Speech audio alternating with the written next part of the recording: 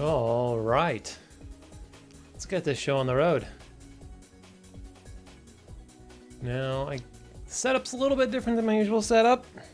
So, if any of the audio's weird or like the music's a little too loud, just yell at me in the chat and say, turn down the music, and I'll turn down the music. This is my reference time. I'll set that over there. And let's get started on this shindig, shall we? First things first. Well, either thing could be first. I suppose I should plug in the iron, get it heating up. Go ahead and move this out of the way so that the iron doesn't melt that.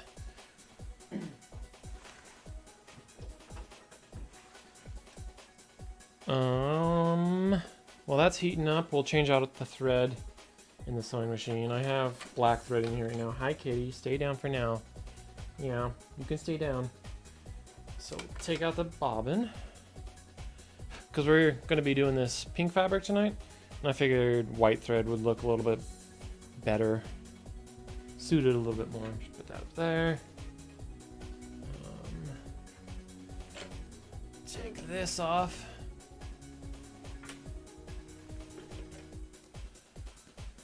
This bobbin's almost actually gone, or this spool. Which one is it? I don't know. I think the tiny one's the bobbin and the big one's the spool. You guys can't actually see, but that's not important to see this part. It's just rethreading the machine. Stay down, dumbs.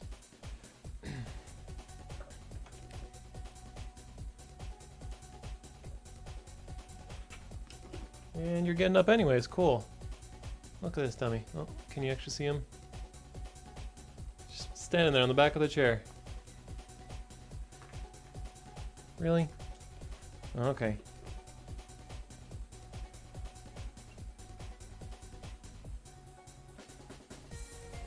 Make sure I'm doing this right. And up and over. I guess I can move that out of the way, blocking that camera. Kitty! My goodness, okay. Get that through there. Maybe. Come on, fingers, work with me here. There. Got this lovely auto threader. You just kind of drop the thread first. Now, I'm sure it's going to be kind of hard to hear me because like the mic's over here and I'm going to be like turned over here and stuff. I will figure it out though. So for this auto threader, just kind of put on that thing. Let's get myself on hold. Put on that hook and pull this down. And then over. It grabs onto it and usually does pretty good and pulls it through. There we go.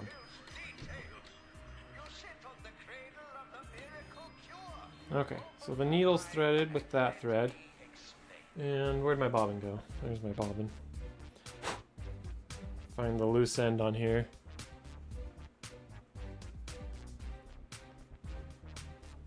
And then this goes into the base. Whips around. Cover goes back on. It's a little bit bright from this light. I don't know if I can actually... I don't think there's actually a way to turn that light off. Unfortunately, it's just... the light's just on while the machine's on. Let's see. Get a little bit closer there. That's fine. Okay, so that's all threaded and set up. Now we can get the mouse out of the way. And we'll apply our interfacing.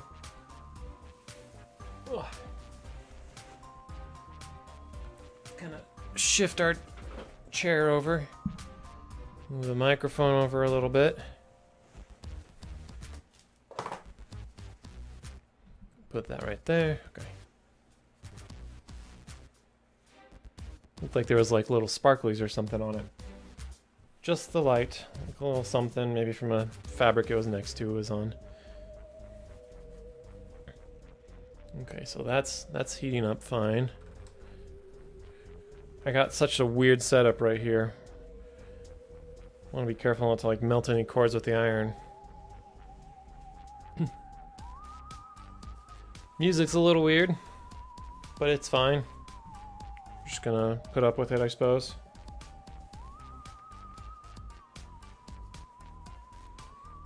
So this is a cotton fabric. It's pretty much the same on both sides. So we'll just attach the interfacing to this inside.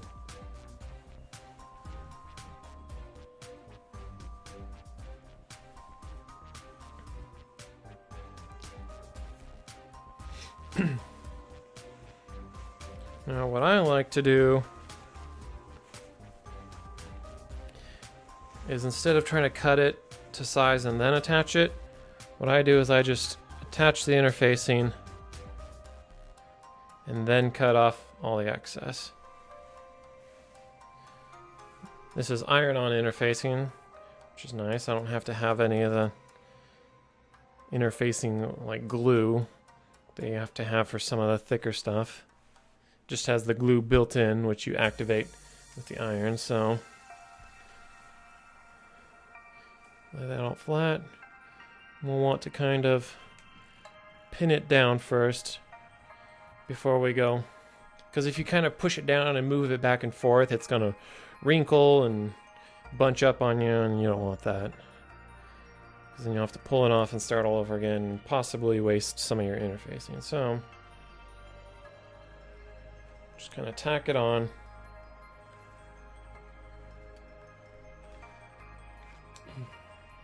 Checking the water levels. You don't generally need the water for... Okay, I was a little crooked on the side, but that's fine. It's not going to hurt anything. I was going to say we don't need the steam usually when we're just attaching the interfacing. In fact, you might actually want to turn it off when you do this, but... I don't know, I'm not an expert, so I just kind of do whatever I want.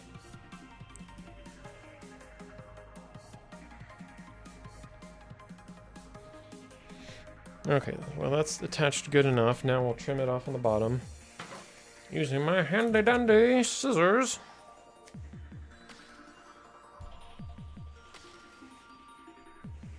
That's the easiest way to go about this. Guess I'll come from this side.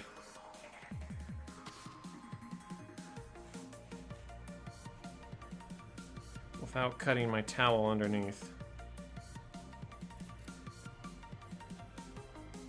It doesn't need to be exact right now.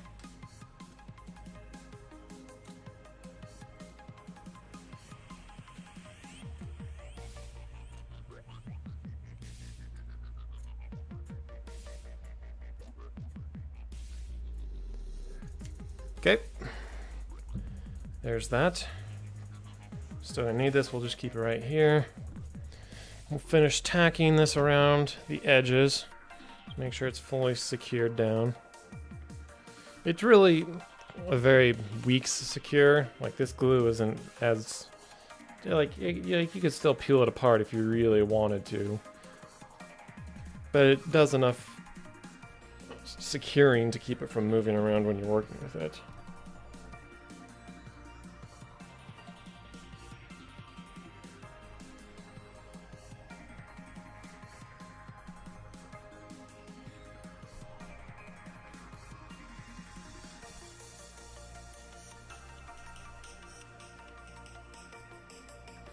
And that's good enough. That's a little more on this edge. Okay, and that's all it really needs. Now, I'm just gonna kind of fold that like that. I'm gonna slide it all over.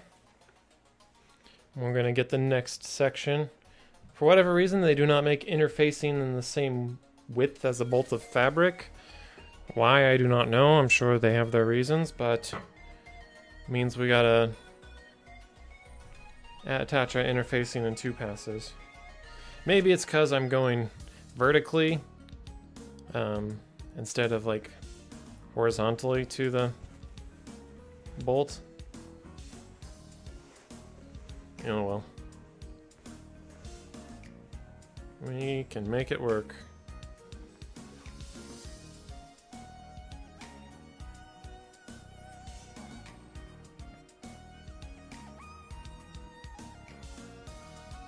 I want to overlap it. You can't really see. Kind of overlap our seams for the interfacing so that there's like no gaps.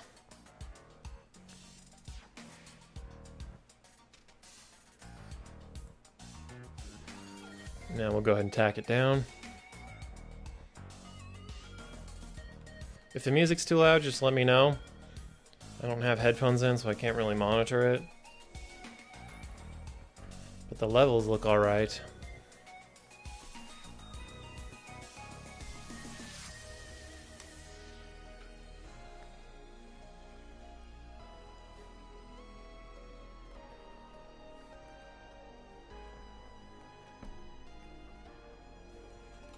Okay, that's good enough to tack it down.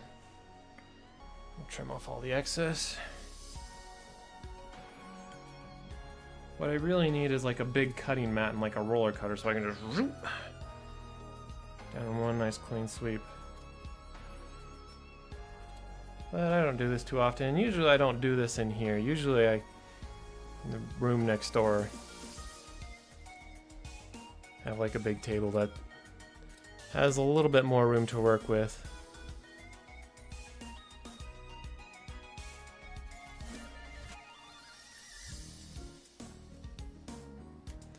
Okay. Done with the big piece for now. We got this little tiny piece which we'll cover the send strip with. Now we'll tack this down around the edges.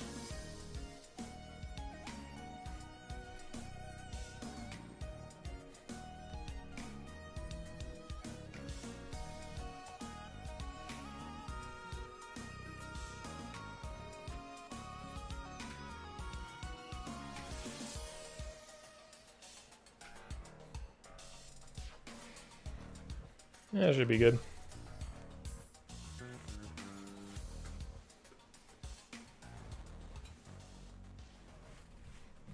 Now I have this special little piece that's just the right width. Is it this way? This way fits a little bit better. But we can get this last little bit.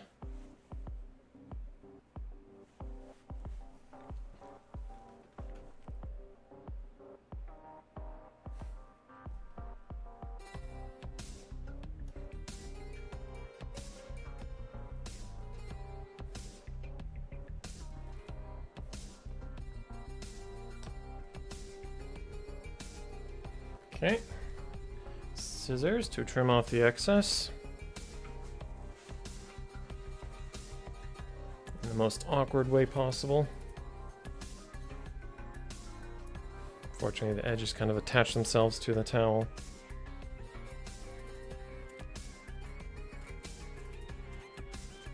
Okay, let's save this for the next one.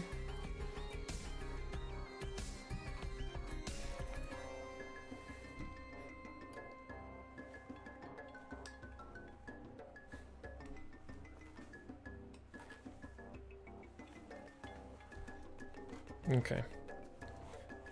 That should be good, so we can unplug our iron now. Now, what I want to do is fold it in half, similar to the way it came off the bolt. Working with less space is making it a little awkward. But I think you guys should still be able to see the majority of what's going on here. Now usually what I do is I then take this and I fold this in half, because what we can do with this is we take our pattern and we only have to make the single cut, and then we get the 4 pieces we need, which is essentially I guess four quarters. You know, you'd have one piece on top and then another piece on the bottom, and then repeat that twice for each side, because we make this in halves since, I don't know, it's a lot easier than making one solid piece. That just sounds like a big headache trying to sew something full like that. I mean, when you have the seam that you attach in the middle anyways, it's going to be, you know, underneath your collar or whatever, so.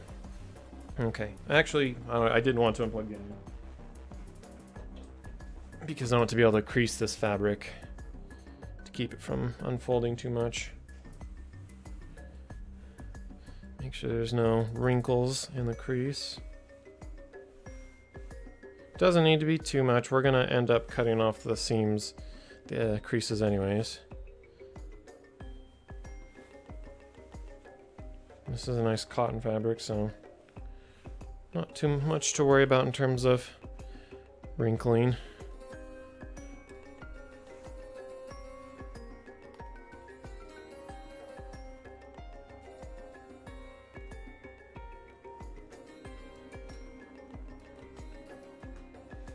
Okay. Now I think I'm done with the iron, so I'll unplug it.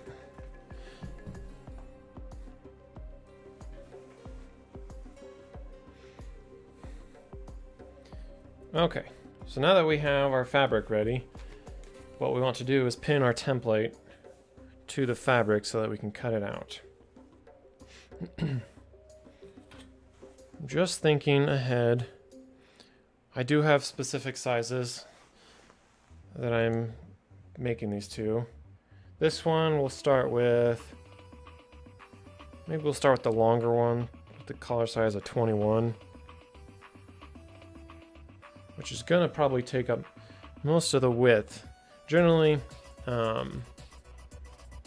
when you're measuring collar width for a bow tie, you'll kind of, I don't know if you can really see on the camera, it kind of tapers down, and then right here it stops and it's just a single width. You measure from right here, at least for my template, you measure from right here where the taper stops all to the way to the end, and then double that, and that's where your collar size is. So this is going to be half of the collar size. So with the collar size of what I say 21, we're going to want 11 and a half right here, which pretty much means going to come right to the edge of our fabric. Let's get the, I'm going to move this out of the way. Put that down there. Good, good. Okay. That's the longest collar size. That's really almost the maximum collar size I can make in this method. The only other way would be to do it, you know, full length, I think, but we'll go ahead and do this. So I'm actually gonna, this template I originally cut to be my collar size because I didn't ever actually expect to be making bow ties for other people. So what we'll end up doing is just kind of guessing out from this. I'm kind of playing it by ear. Alright, so we'll take our pins and get to work. Maybe I'll start this direction.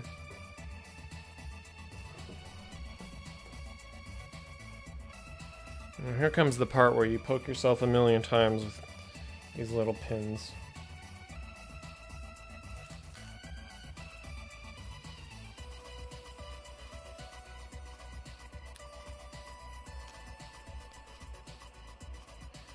In the other room I have kind of like a sacrificial table that I don't really care if I poke it down into, but it's a nice desk and I don't want to do that. And towel I'm okay with, but I want to try avoiding any destruction to this desk.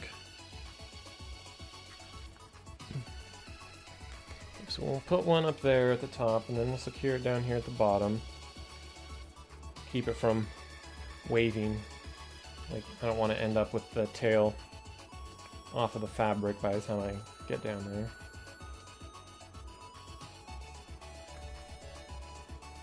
Okay, that should be good, and then secure it the rest of the length.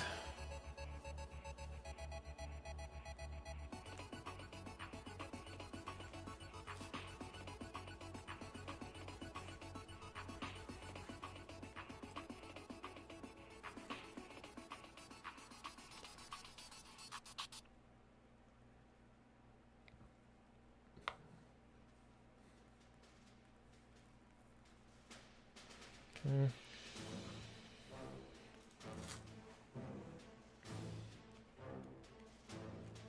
Really doesn't need to be too particular about how you pin it down. It's mostly just to keep it from moving while you're trimming it out.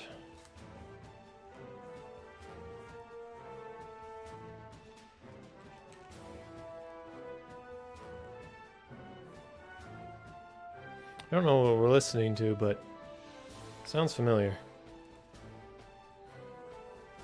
If you go to the URL that's up there, was it ocr.rainwave.cc, you can actually see what song is currently playing, and you can vote on upcoming songs if you would like. It is all video game music remixes, but generally speaking, it's all pretty good music from what I hear. And since it's a voting system, you know, that helps. That helps prevent any unwanted songs from coming up by spells. Okay, that should be good enough.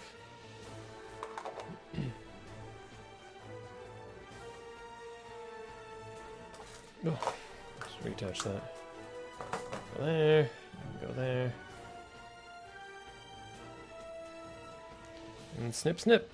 You begin cutting very carefully. I mean, it doesn't need to be perfect. The edges that you cut out ultimately are going to be hidden, but you still want the general shape, close as you can get.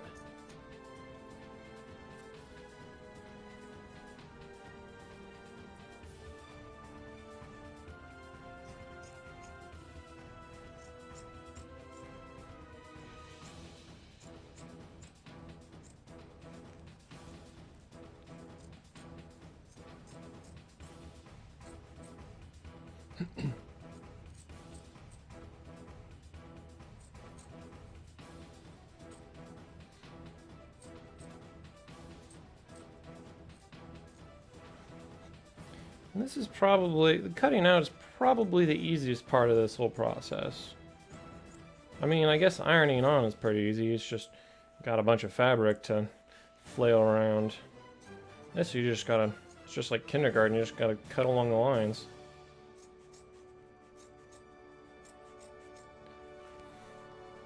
Okay, so we're getting to the end here.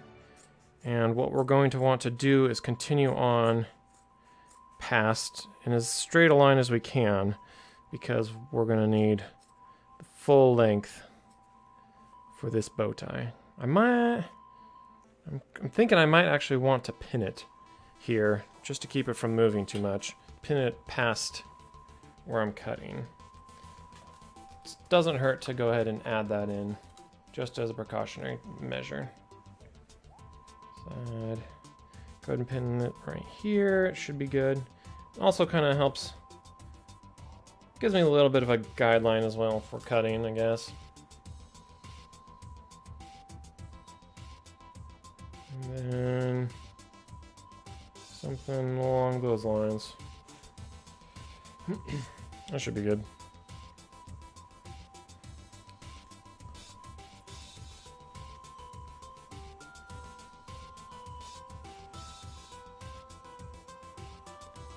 Now, like I said, it doesn't need to be perfect, but the closer to perfect it is, the better. Kind of second guessing my choice to pin it.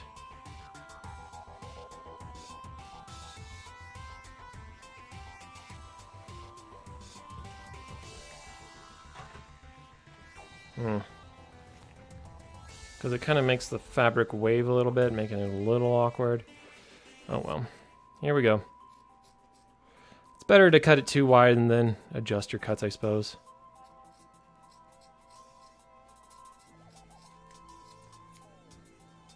Yeah, it's not too bad. Cut in a little bit, but it's fine.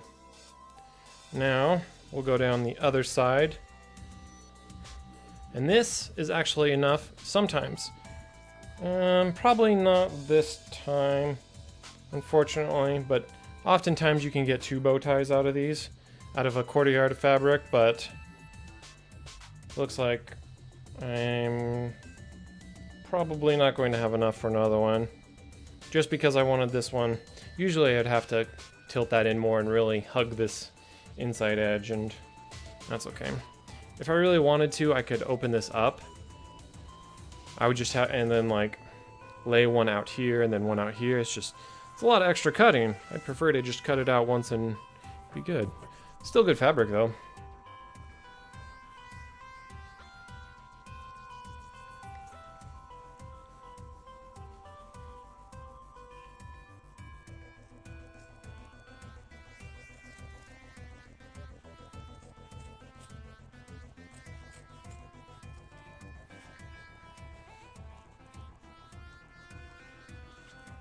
a little bit awkward when the template's on the right side of the knife. Probably just because I'm right-handed.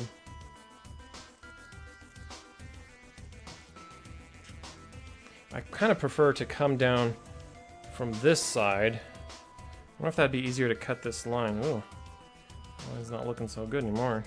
That's okay. I think I might try doing that. Just kind of eyeballing the line I need.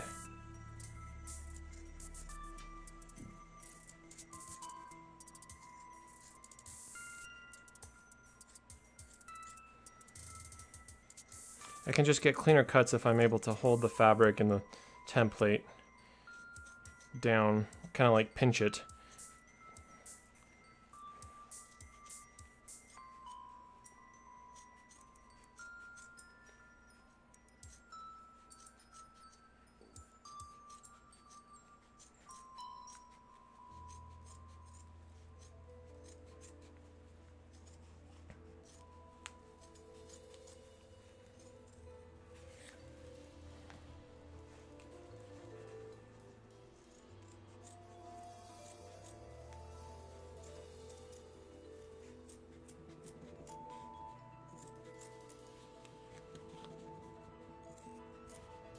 And there we go.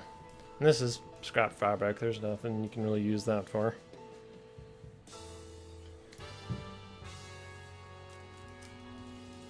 Now detach our template.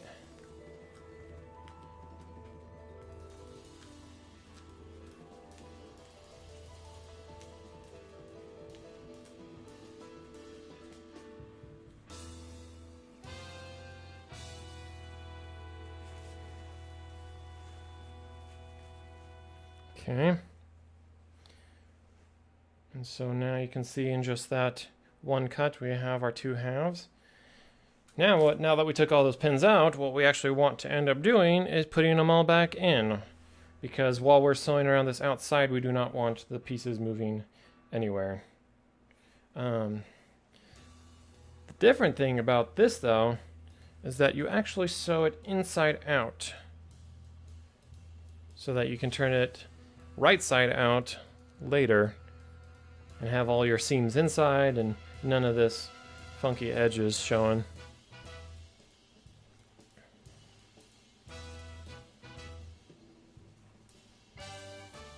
Okay. And we want to take a little more time in pinning things than we did with the template, because things are much more akin to move when they don't have this rigid paper template.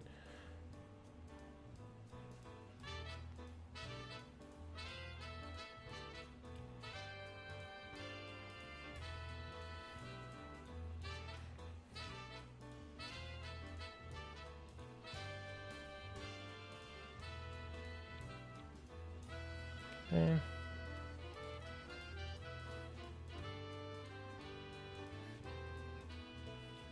And this is probably my least favorite part.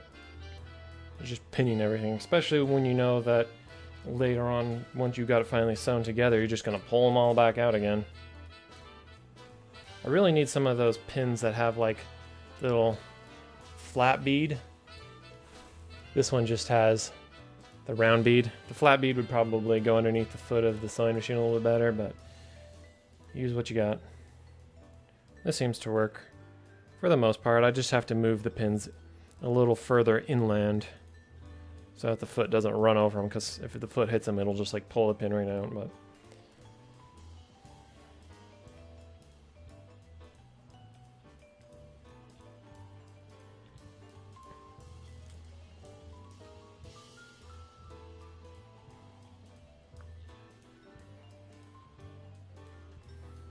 okay.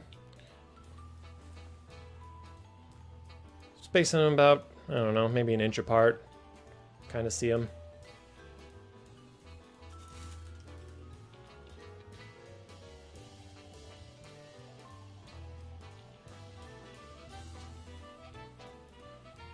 Now the pattern's shifting on me a little bit.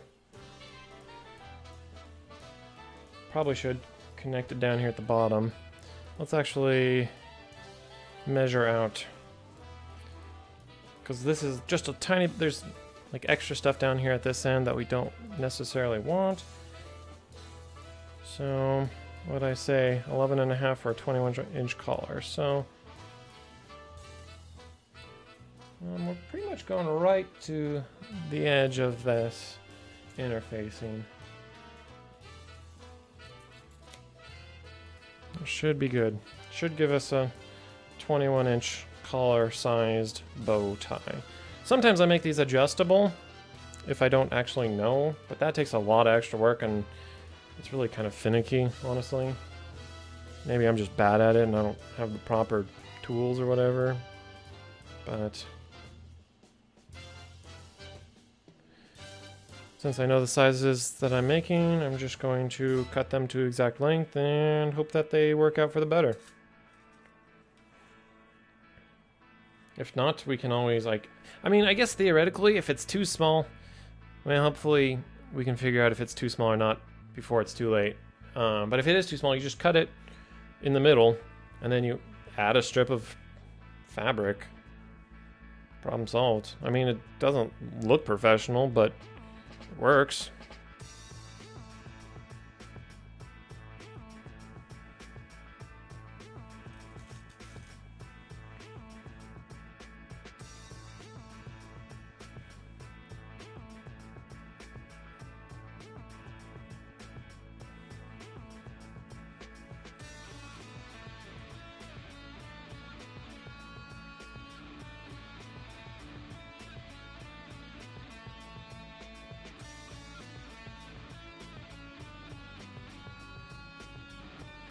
I'm gonna go ahead and put one pin down here at the end just to keep things from moving. Now, when I put the ones at the end of the bow tie, or I guess it's technically the middle, when you attach the two halves, I like to leave a little length from the end, which I guess you'll see later why.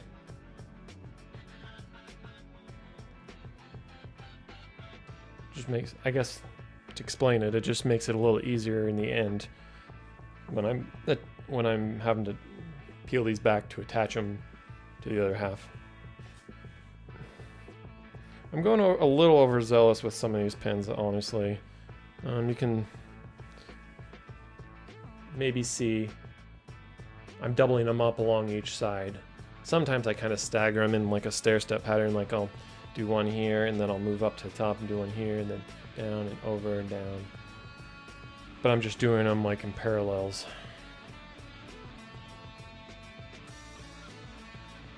Which I guess it's the first bow tie of the night, so it doesn't hurt if I move a little bit slower and expedite through the second one if I get to it tonight.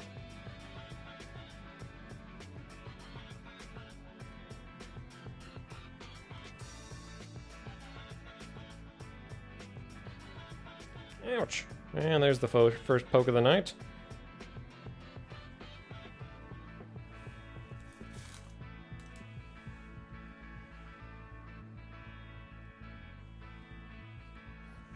Yeah, I way overdid it on the pins on this one. Just kind of absently sticking them in. Well, that's alright. You can't actually, I don't know if you can actually really overpin your fabric. It just means it's solid as steel and not going anywhere.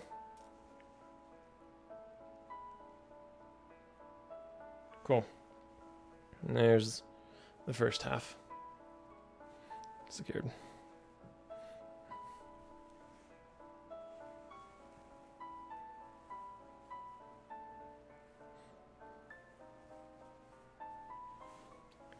And we will trim this pretty much right at the end, as long as it can be.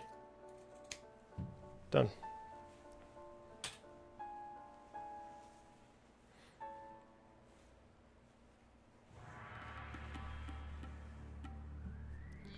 Didn't quite secure down that seam very well there for the interfacing, but it's not going to probably be any problems.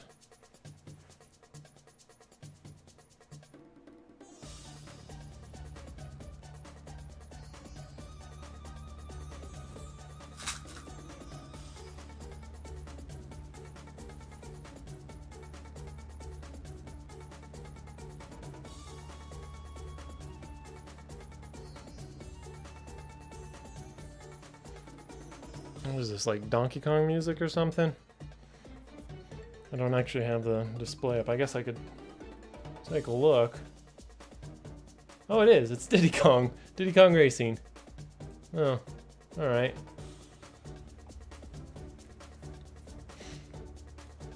Look at that jungle beat.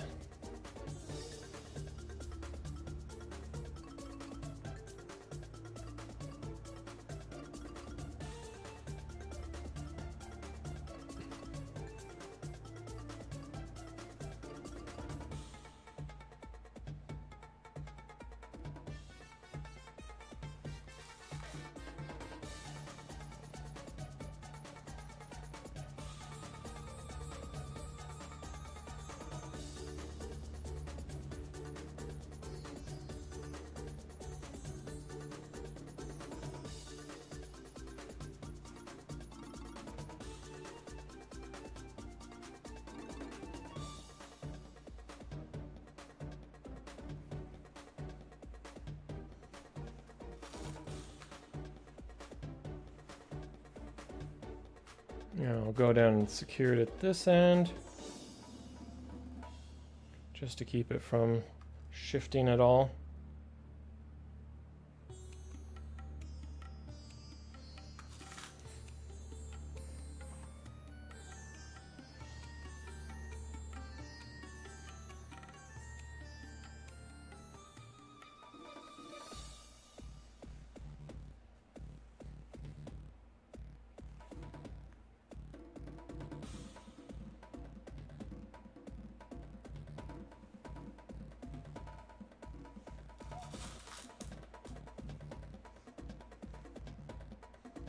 Now I'm probably going to use fewer pins on this one,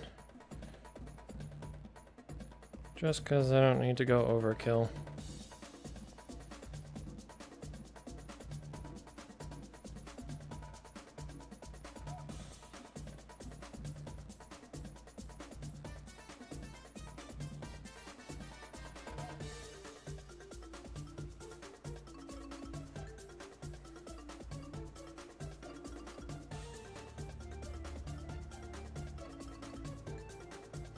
Ouch, there's poke number 2. Need like a tally on here, keeping track of how many times I poke myself.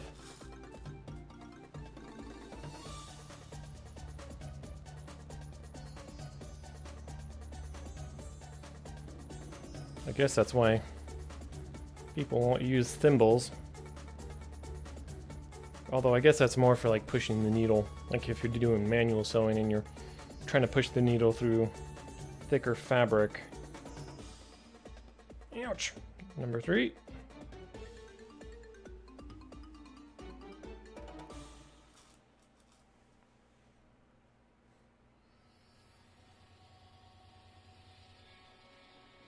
Okay. And you can kind of see how I stair-stepped him a little bit more on this one.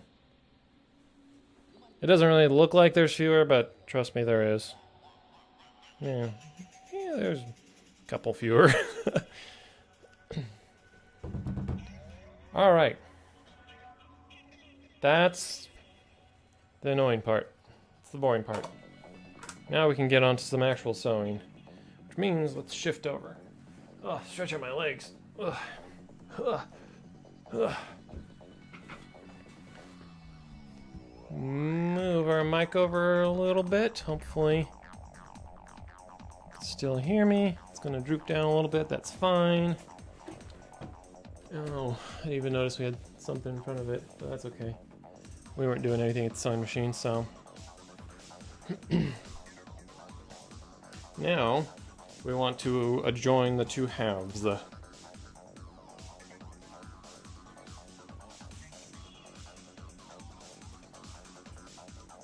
So.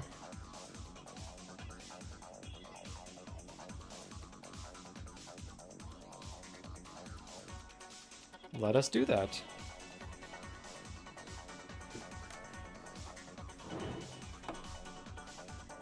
Ow. What was that, 4? 4 pokes tonight? Drinks are over here getting in the way. Okay.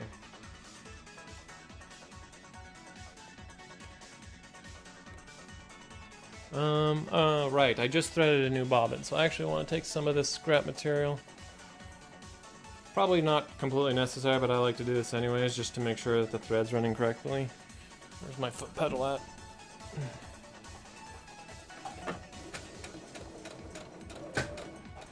What was that?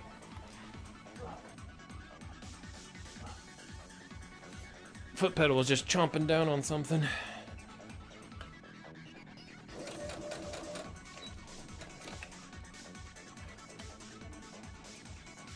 What's going on here? Why aren't you giving me any thread? Oh. Oh, I think this is the annoying bobbin. Right, okay. So, it did so fine. Trim it off there. Guess I can show you here. Everything looks good.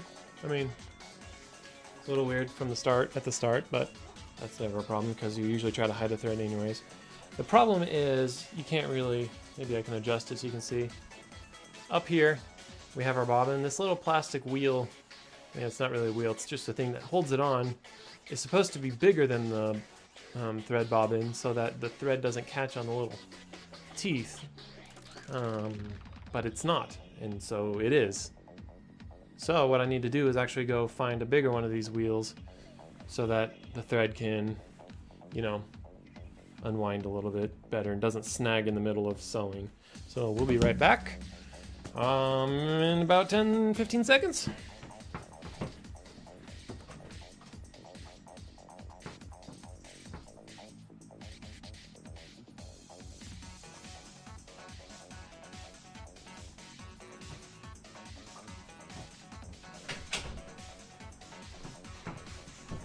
And I'm back. Okay. Take this one off. You can see here. Which way am I going? This one is significantly bigger, so it'll keep the thread from getting caught.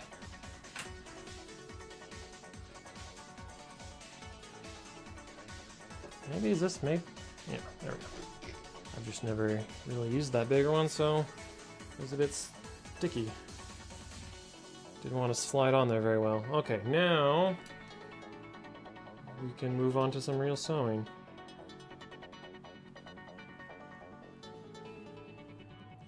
So what I'm going to do is take these two inside pieces first, and we're going to attach these, and then we'll attach these outer two.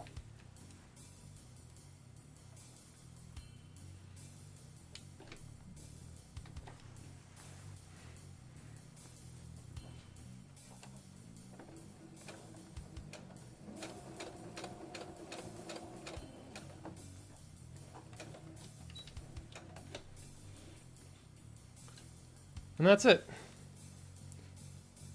Here's that. There's a bunch of extra thread. I usually just trim it off, trim it up to about right there. The loose threads will be... Did I attach these wrong?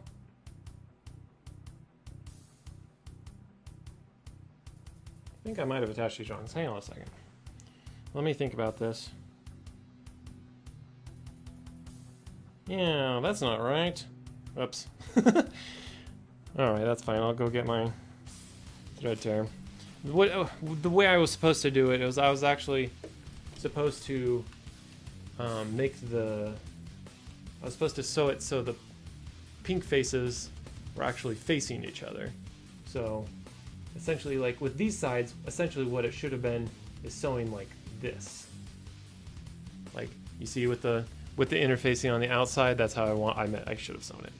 So easy enough fix.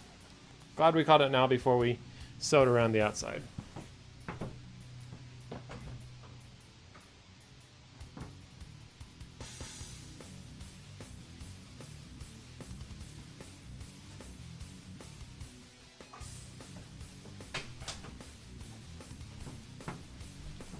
Alright, we got our seam ripper. It's simple enough to undo this madness.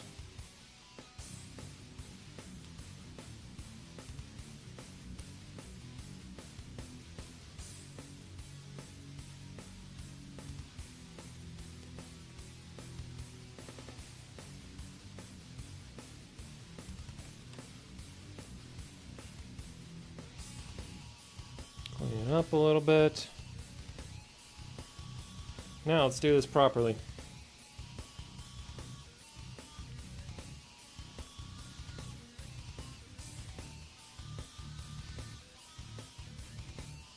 That, yeah, that's right. I've done this enough times. You think I wouldn't screw it up by now? But I guess I don't usually stream it, so I'm not really paying attention to what I'm doing. Paying attention to what I'm saying. Mostly. What is with this hard rock? Oh, maybe I'll swap. Let's just go ahead and do this. We'll turn off the music for now. Maybe we'll come back to it. Usually it's a lot easier listening than this. I don't know what's with the heavy metal.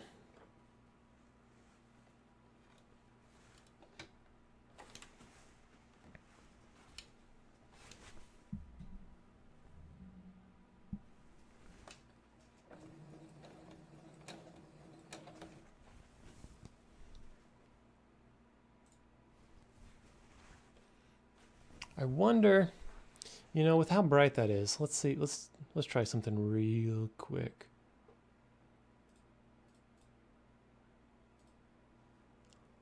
Let's see. No, that just doesn't do much, does it?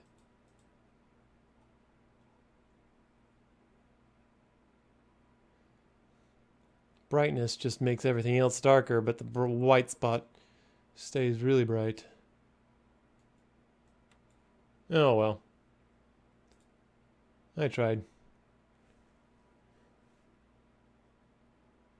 Don't. Yeah. Oh well. We'll keep moving forward.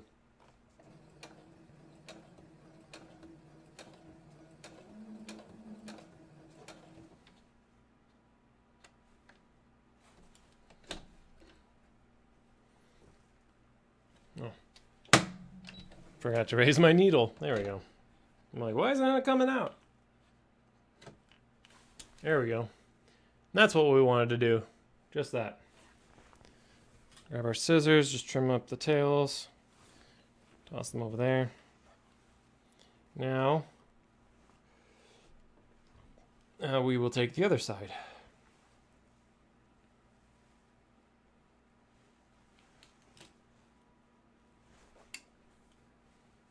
And attach it in the same manner.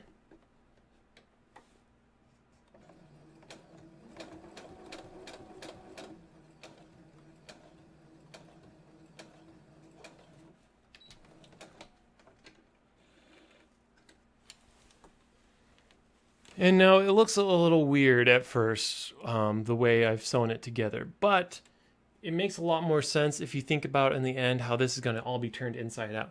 Then this edge and all these threads will be inside the tie, and so the seam on the outside will just look like that, nice and clean.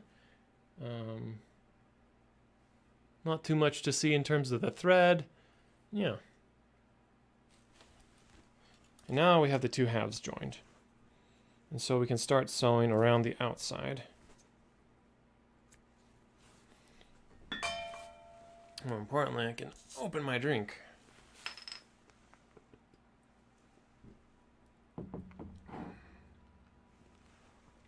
Uh-oh, got a pin coming out here. Okay. So, I wonder if I could... we're not going to fuss with it this time. So, what we're going to want to do is go around the outside, but we're going to leave a little bit of an opening right here at the, I don't know what they call it, the middle of the tie. And we're going, so that way we can actually turn it inside out and like push, you know, all this stuff through that little opening once we get there.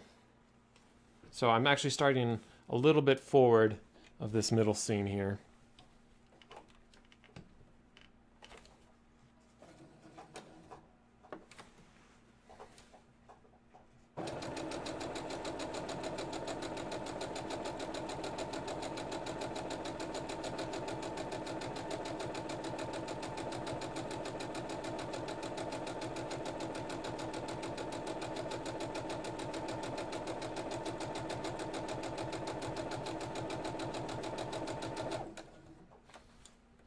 Now, I don't know how professional seamstresses get around different weird corners and stuff, but usually what I do is I just kind of lift up my foot and turn it to get a little bit better of a corner instead of like trying to get these soft corners where you're trying to turn it as you're sewing. So, I don't know, that's just how I do it.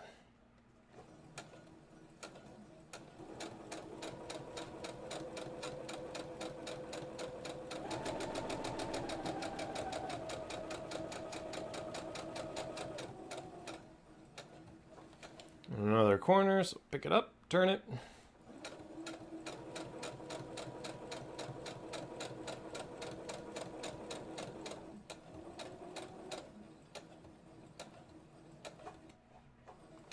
Now we're at this corner, just pick up the foot, turn it, drop back down.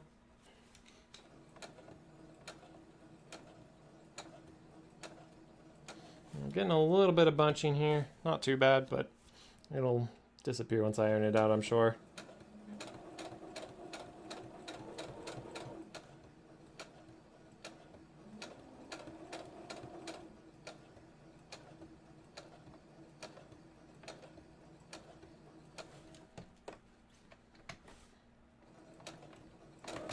Uh-oh. Why are we stuck? Just not enough fabric to pull it through?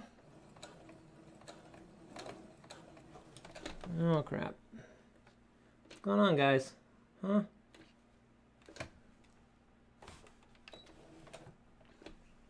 I'm not stuck. I don't know what's going on. We're just gonna have a bit of a big loop there, I guess. It's fine. Probably just not enough fabric under the foot to pull it through.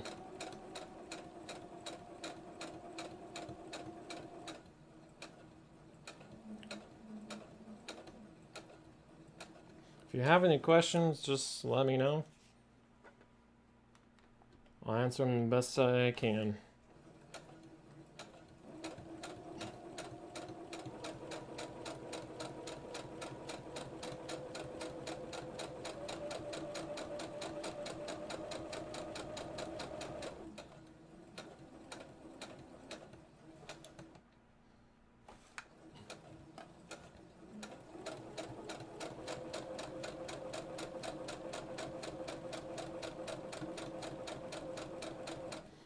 Okay, this pin right here that I'm coming up on is a little close to the edge, and since I've already gone down this opposite side, it's secured enough. I'm just gonna move it out of my way because I'm in charge and I'll do what I want. There we go.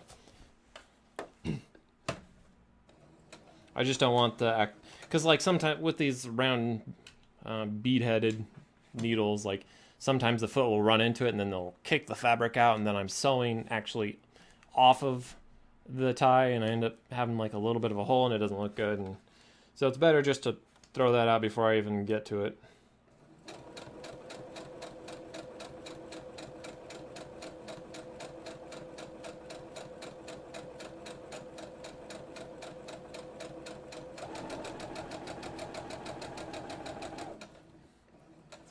We've got another one here that's a little too close to the edge, so pull it out, poke our fingers in the process. Oh, toss it in there.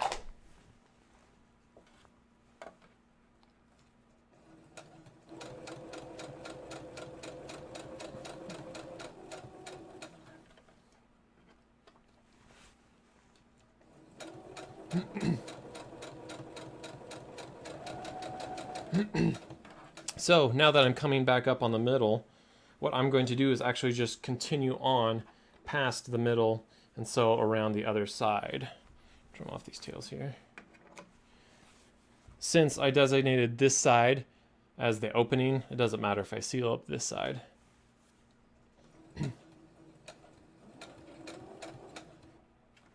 Oh, these needles are just don't even care. They're already coming unpoked. Is that the right terminology for a needle unpoked?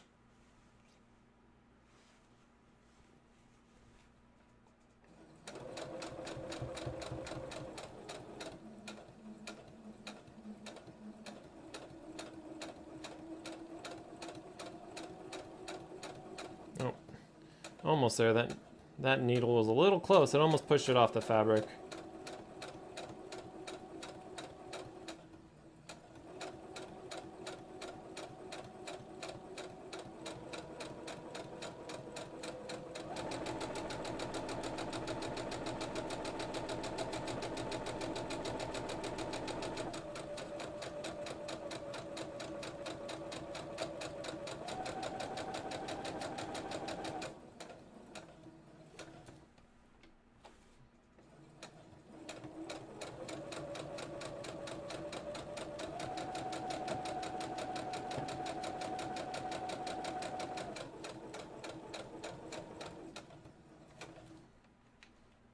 Okay, so I got a pin here. I want to be able to turn the foot, but this pin will get in the way. It'll be right underneath, so we'll toss it back. Did I miss? No, we're good.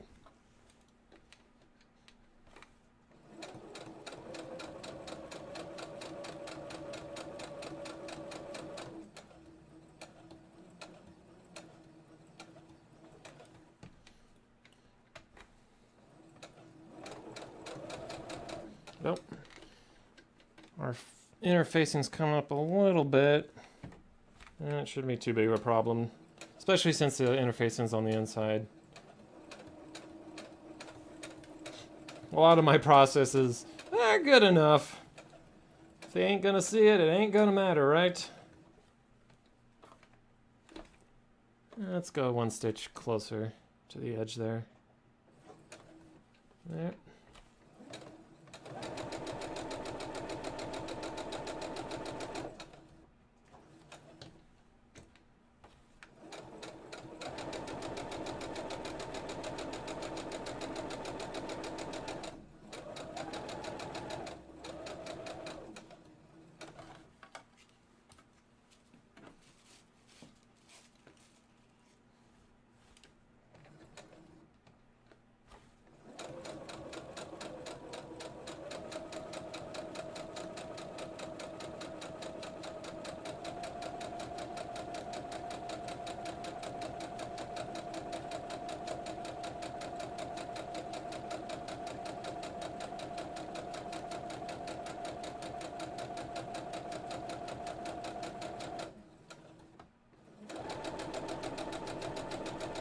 Okay, so now we're coming back up to the center again, and we're going to stop, I don't know, maybe an inch short, so that way we're an inch short on either side of the middle, which leaves us a little gap here.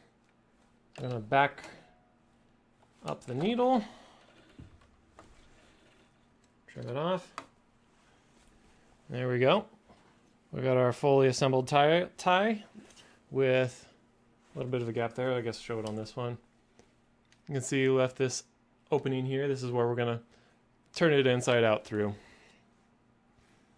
Let us actually slide over here now. Shift our microphone. Get the mouse out of the way. Okay, now that we spent all this time pinning this fabric up, we're going to reverse the process and take the pins back out. If only putting them in went as fast as taking them out.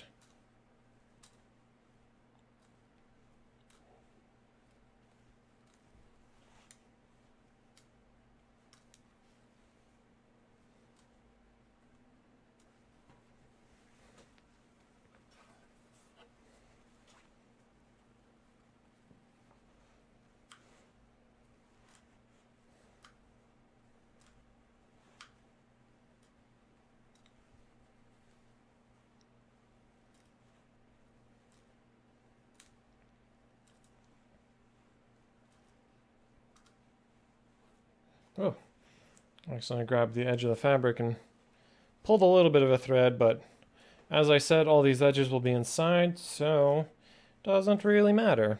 Now, theoretically, we have a bow tie here. While it's not the prettiest thing, it is technically a bow tie. Now what we need to do is turn it inside out. Before we do that, what we want to do is take these corners and with our scissors, just trim a little, just basically clip the corners. I don't want to come, you can't, it's really hard to see it. I don't know if you even can see it, but I actually stopped short of where I trimmed it, or where the thread is at rather. It's because, you know, if you cut into the thread, then you start pulling corners. But what I did, the reason I did this is because when I turn it inside out, it just makes the corners a little bit sharper, a little bit easier to poke out, and so you don't have like this curved corner thing going. And so we're going to do that to all of these corners.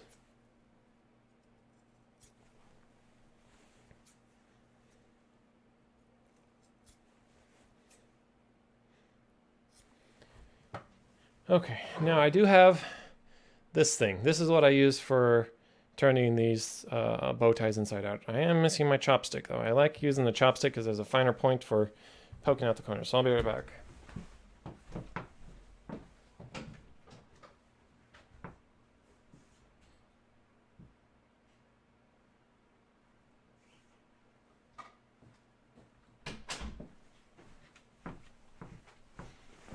Okay, chopstick acquired. So we'll start with this end and turn them right side out. I don't know, is it, if you sew it this way, is this right side out, or is it technically turning it inside out? And so we're just going to kind of pull apart the halves very carefully and kind of just start pushing it into itself. Get it started there. And then with this little ramrod, we're going to kind of push it over. And then when we come up here to the middle, ta-da, we got the other half. And just kind of pull it through that middle there, and congratulations, you now have yourself a fabric snake. Ta-da! And if that's what you were wanting, then cool. Then you're done. That is not what we're going for though. We're going for a bow tie. So let's finish up with the other half.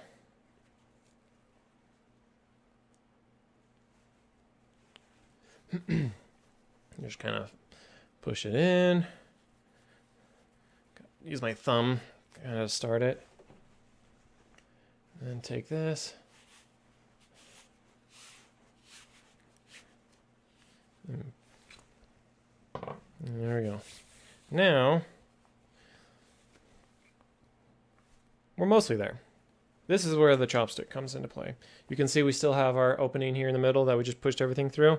We'll sew that up here in a moment. I should have probably backstitched one when I started just to kind of keep the loops from pulling, but that's all right. So we kind of take the I don't know if you guys saw that. I just stuck the chopstick up inside that opening. As you can see, it's in there. And what I'm going to use this is to kind of start pushing the bow tie into its form. And just kind of poking out those corners. Kind of getting some of the curves.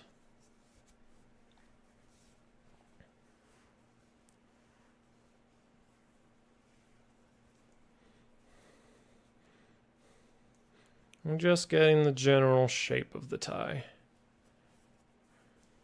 See, that's looking a little more like a bow tie now.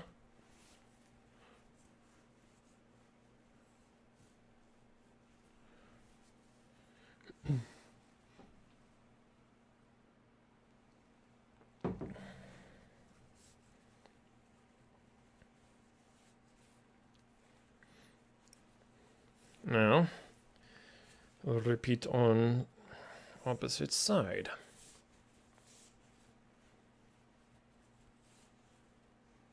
Oh, kind of got ourselves a little fuzzy here. From the towel maybe? AKA my ironing board.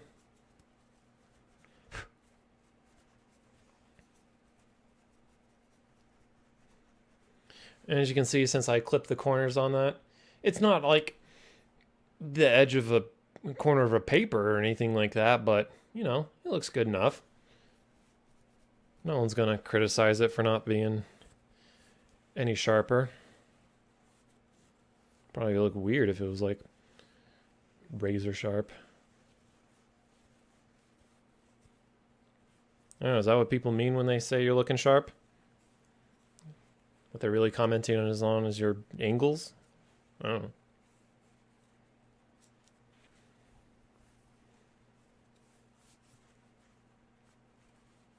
Okay.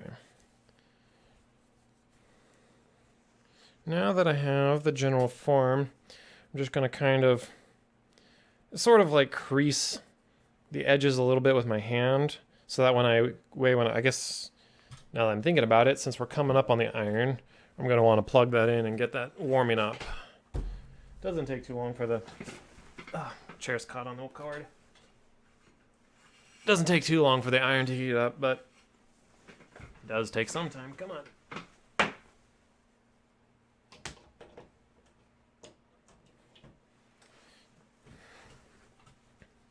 I must say, this is probably the longest tie I've ever made.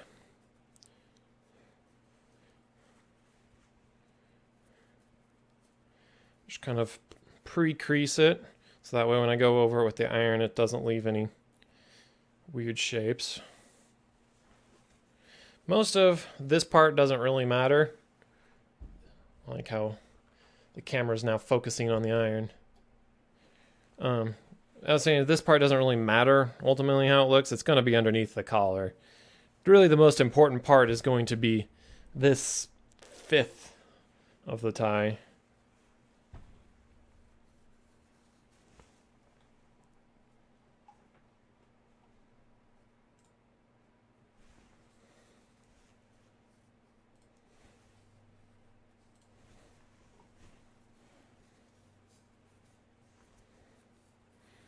Kind of work out. And the reason I'm kind of doing this is because you kind of see here a little bit, it kind of gets to a point right there. And what I'm doing by working on it is just giving it that smoother curve. Again, it's probably just doesn't matter in the end, but it's the small details. Now I kind of want to push out that corner a little bit more. It's still a bit rounded over, so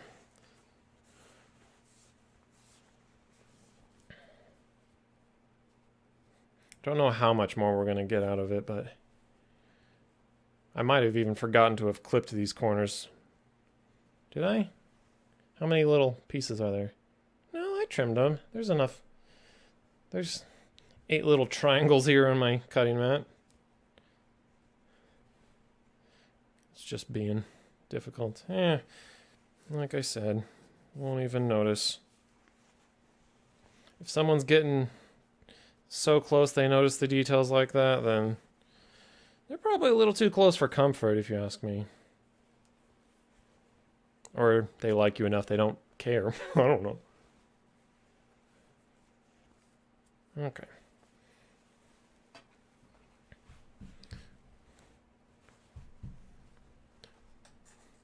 Now it is okay if we use steam on our iron. We'll just kind of work that down.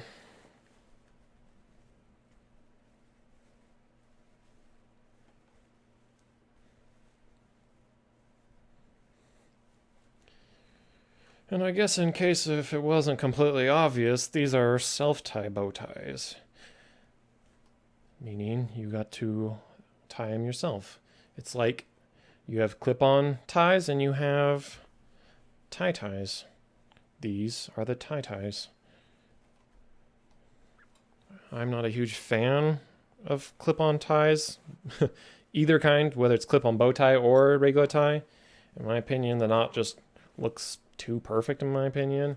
I don't know if you can... Oh, I guess I better pick that up before I try and show anything. You can kind of see my bow tie here. This is a self-tie, so I don't know, I just kind of like the imperfect knot. Gives it more of an authentic feeling, I guess. Okay, camera. Where do you want to go? this is not my good camera right here. The good camera is pointed at the sewing machine. Maybe I should have done it the other way around. Oh well. It's done is done. Not swapping it now.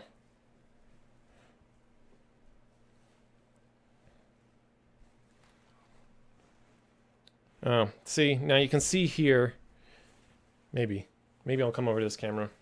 What I was gonna say is you can see here where the sewing machine got too close to the edge of the fabric and actually didn't quite grab it.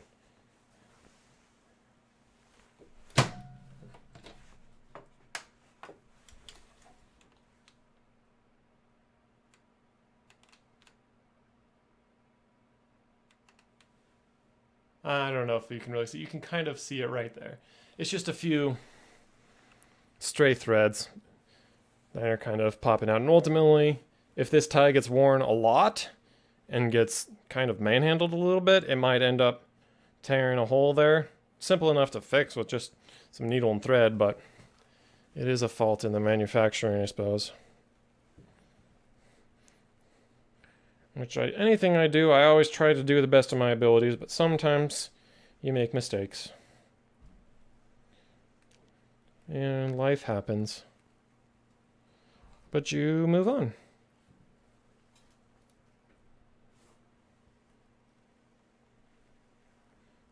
Okay, that's the first half.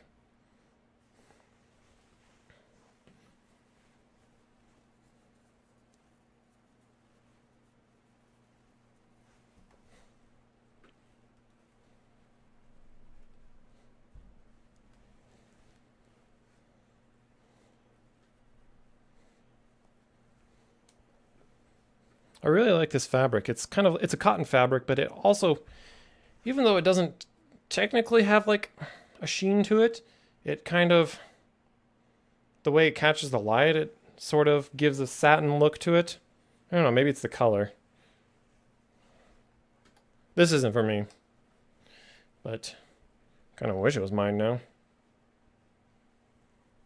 Maybe I'll have to go pick up some of this fabric myself.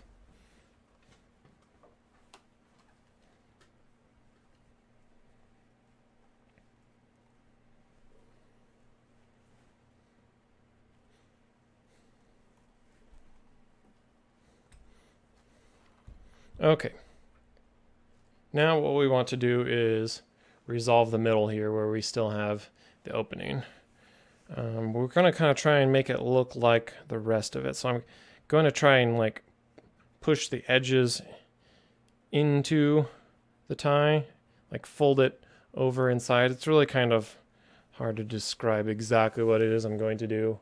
We'll kind of like fold it in like that, and then I'm going to just run a line of thread. This is the only case that you really have to show the thread, but I'm just going to run a line of thread along there to close it all up. To make it a little easier, I'll fold it in like that, and then just kind of try not to burn my fingers and kind of crease it down.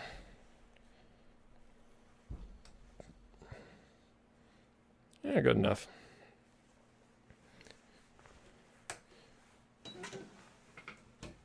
Plug our iron. Move back to our machine. Get this. Man, all right, down here. Now it's out of the way.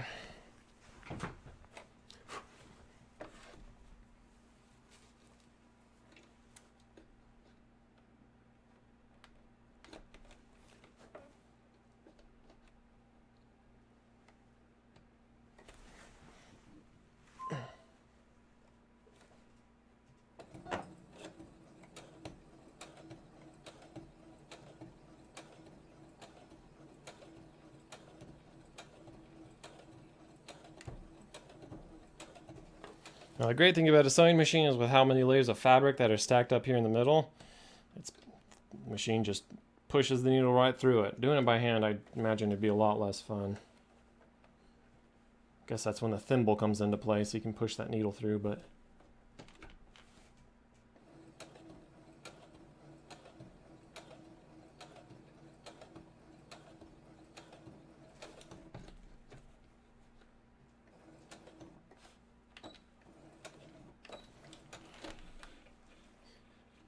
And there we go.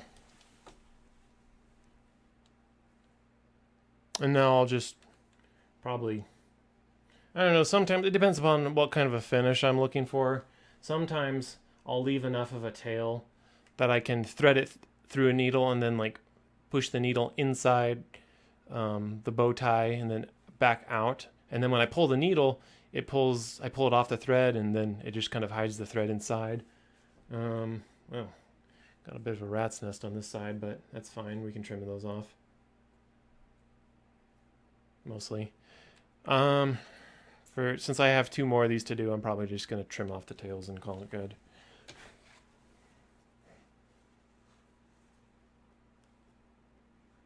I'll just kind of pull a little tighter and that little nest was gone.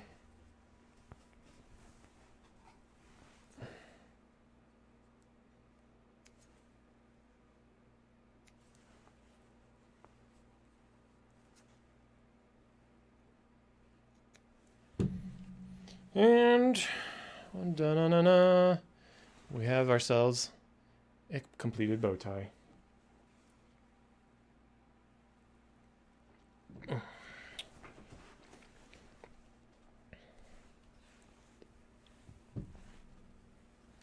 Now all there is to do is get it to its recipient.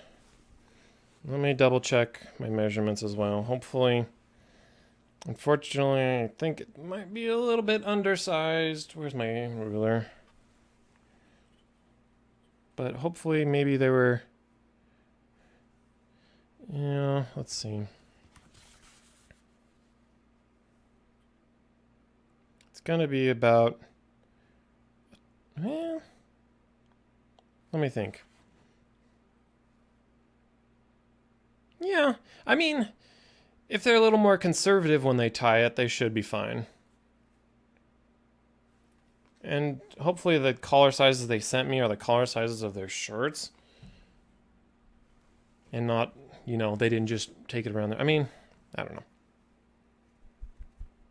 It works. I'll figure it out. And like I said, I'll get it to them early enough. If it's too small, then I'll just cut it in the middle and then add some fabric for them. Hopefully they can figure out how to tie a bow tie. Man, this little flaw here is bugging me, but I don't know what else to really do about it. Okay. Set you there. Let's see, where's our next fabric? Next fabric is another pink one. In fact, actually, they're all pink. I think this is for their wedding. And so there's 3 people they wanted to stand out.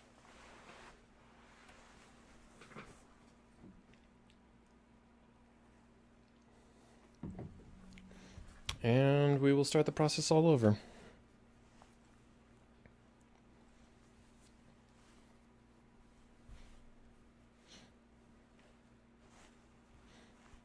I'm not as much of a fan of this fabric. The pattern's all right, but it doesn't have the same sheen.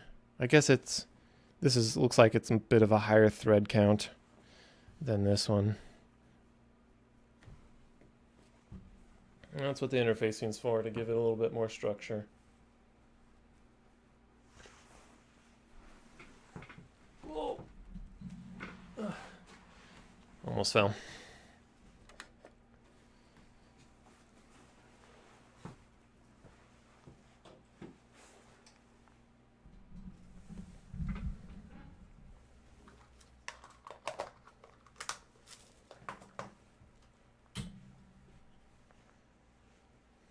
Well, let's see here. Oh.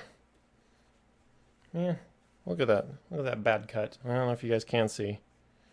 It like jars down. Doesn't really matter. We still have plenty to work with, but I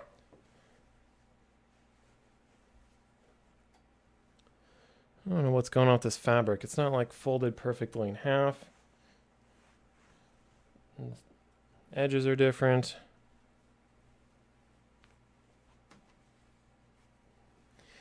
It's all sorts of crazy.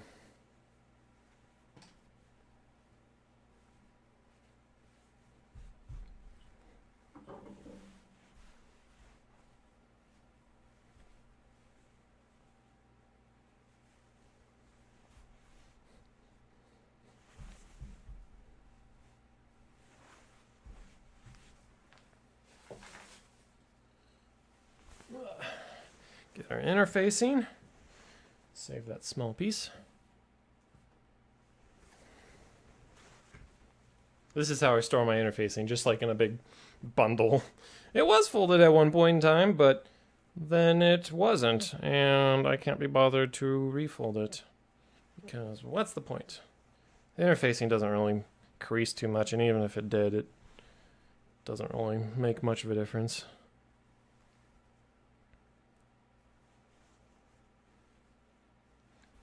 Now, what are the color sizes of the next one?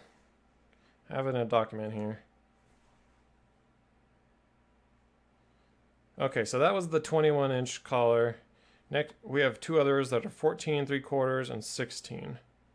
Maybe we'll do the 14 3/4. That's actually pretty comparable to my own. I probably could get away with just using the exact size of the template. Maybe cut off a 1/2 inch or something. I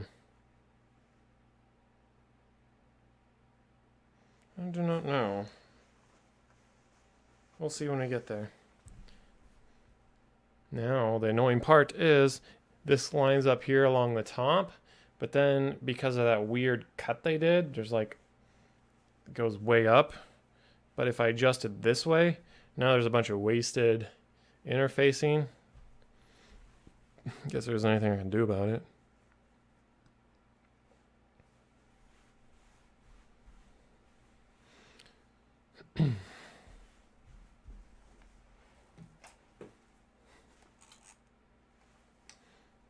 Go ahead and tack it down.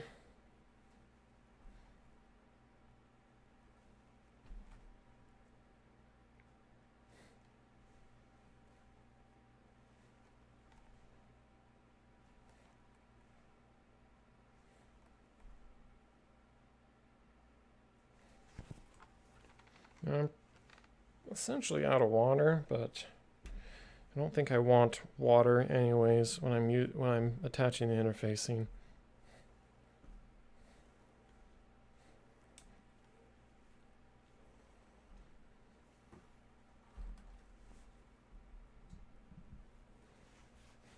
It's good enough.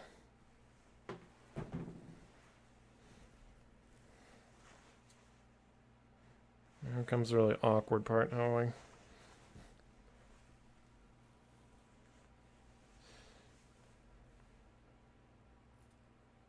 said this earlier, could really benefit from like a big cutting mat and a roller cutter. I think there's a roller cutter in the other room, but I don't have really the cutting mat for it.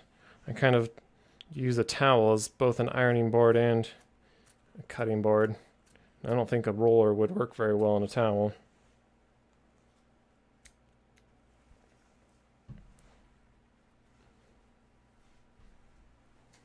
Good enough. Who cares if the edges are rough? I'll finish tacking it down.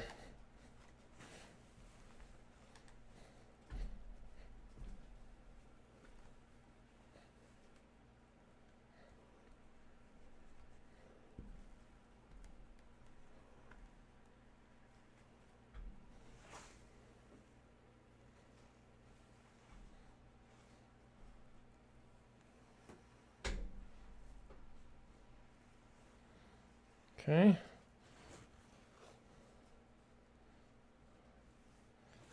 Kind of fold this up, shift things over.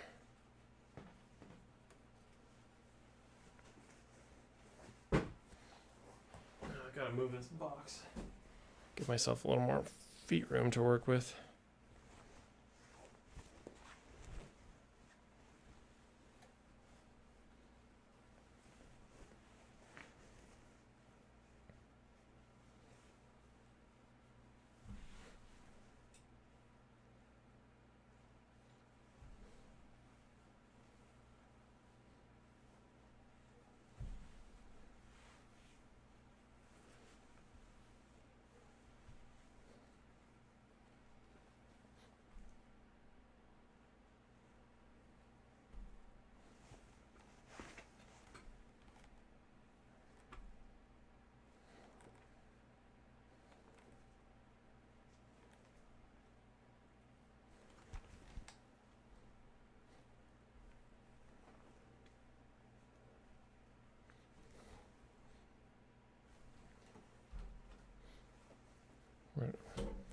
losing my scissors.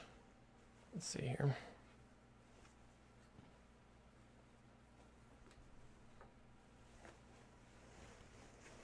Kitty, stay off the table. I feel like this camera's just like slowly been sagging down. Is it just me? Like ever since I messed with it that one time, it just isn't wanting to stay put. Hey, get down. Get down. Oh. You can kind of still see what's going on, I suppose.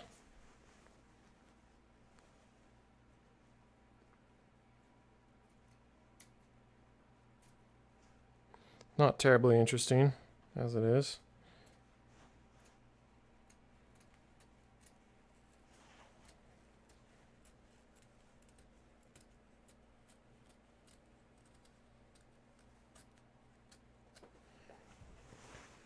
Okay, and we are done with that big piece.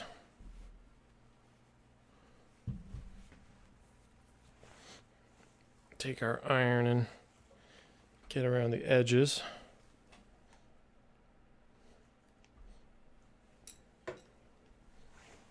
What's going on here? Ugh. I'm rolling on the cord again.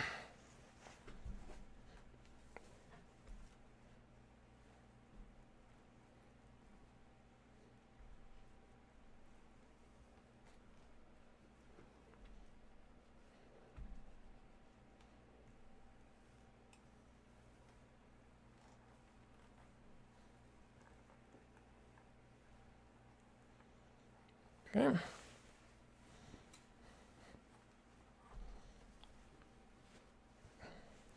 And for the final piece, we have this little piece.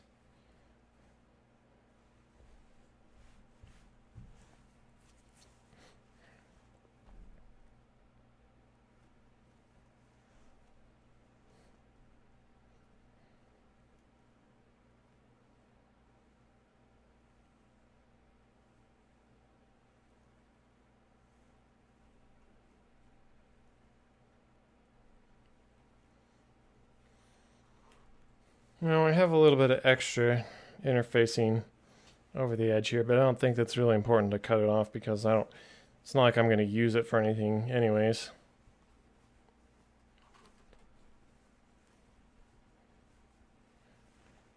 Now fold in half.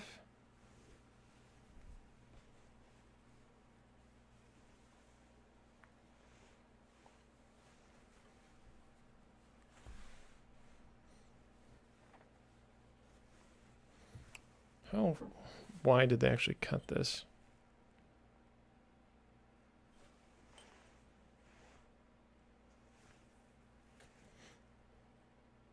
I think they might have undercut this when I asked for a 1/4 yard.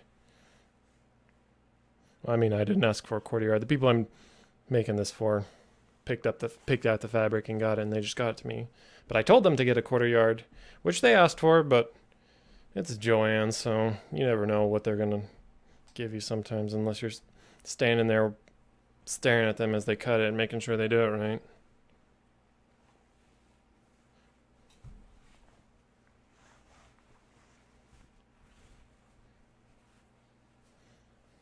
And I said this the first time around with the tie, but I'll mention it again. All I'm doing here is I'm folding it so that when I pin the template on here, I can just cut around it once and then have all four of the pieces that I need to make the tie. Instead of, like, I could have it open and then cut it out twice and have both halves, but this is just a little bit faster if I fold it. No, there's no sense in going all the way to the edge with the way this cut is. So I don't throw myself off and accidentally mess up with the cuts. Like, see, I'm like wasting like, I don't know, like a 1/4 inch to a 1/2 inch of fabric just because of the way they cut it. Oh well. I think I could still get 2 out of this if I want. I put one like that, and then the other one like that. It'd be tight, but, you know.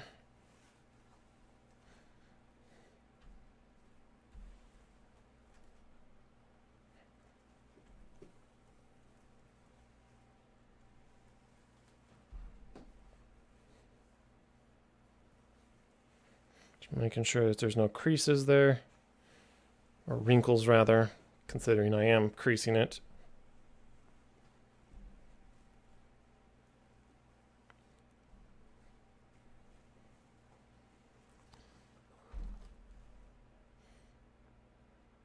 No, I'm just thinking, actually that's fine. So the pattern is kind of, it's square in its own kind of way. It has direct lines of direction, but the bow tie itself is going to be kind of angled to that pattern, but I think that will be okay. It would look a little weird if it was perfectly lined up anyway, so. Whew, this iron in here is heating up the room, making it toasty. Done with ironing. So as usual, we unplug it.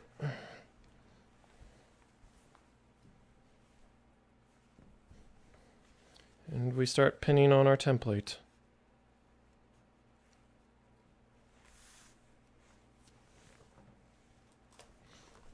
Kitty? Really? Really? Why are you up there? Cat just jumped on the back of the seat. Apparently he's not happy being ignored.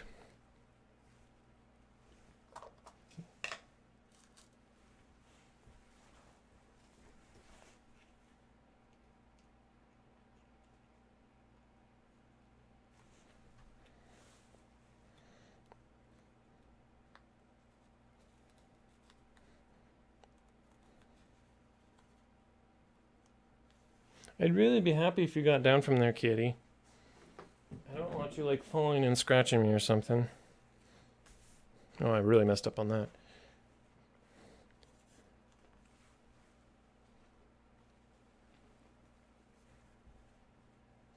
You know what? I want to swap this.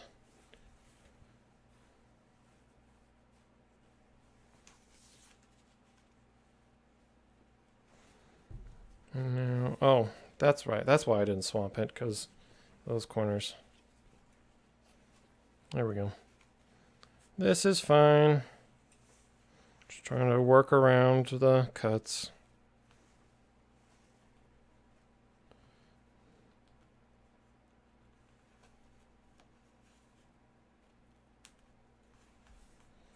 Secure it at that end, and then we'll come down and secure it at this end, just to keep it from wiggling on us.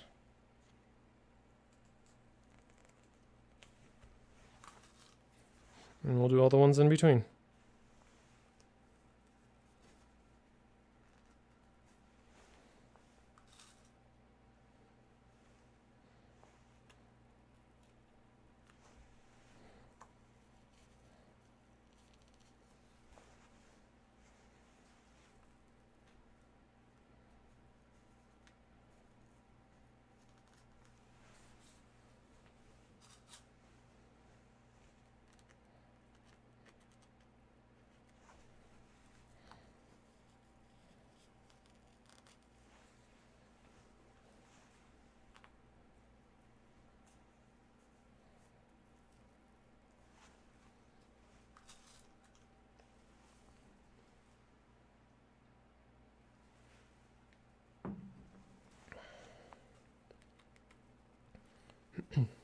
So far, so good with the poking. Usually, I only poke myself with these needles about when I start getting closer to the sewing portion, when I'm attaching the two halves.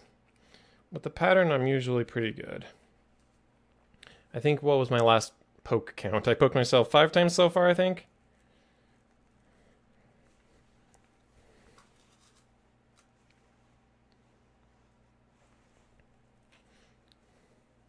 Okay.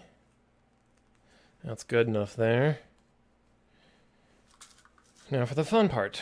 We gotta cut it out.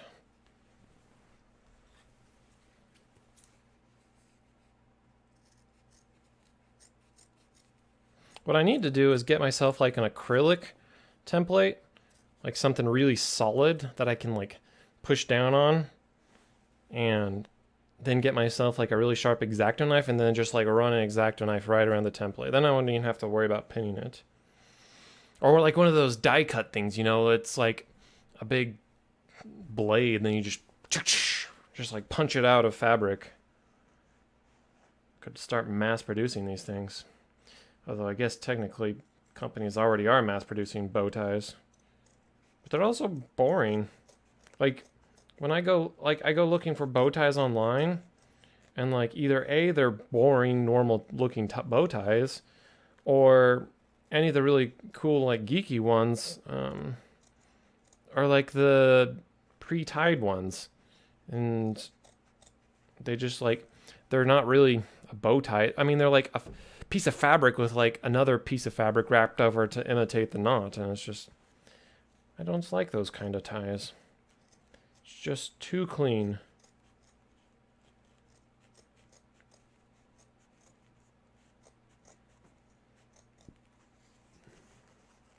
I guess that's the point I was making, is that's why I started making my own bow ties. Because I didn't find any online that I liked.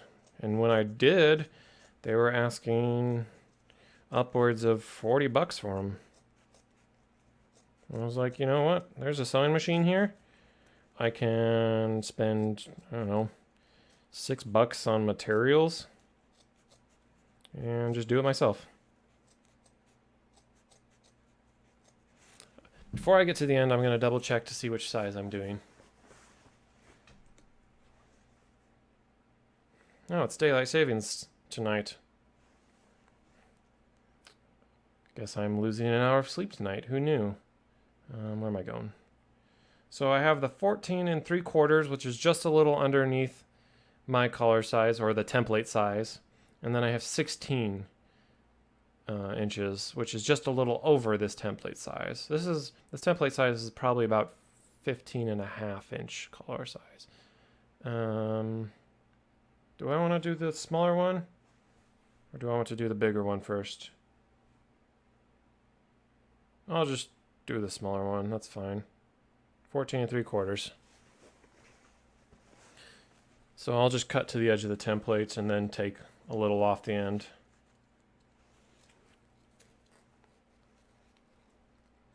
I started making, actually it's probably just, not last summer, the summer before that. 2 years, I guess? Year and a half-ish? I think that was about how long. That was about when I started. I mean, I've always done like little random sewing stuff, but I made my first bow tie 2 summers ago. So not last summer, but the one before that.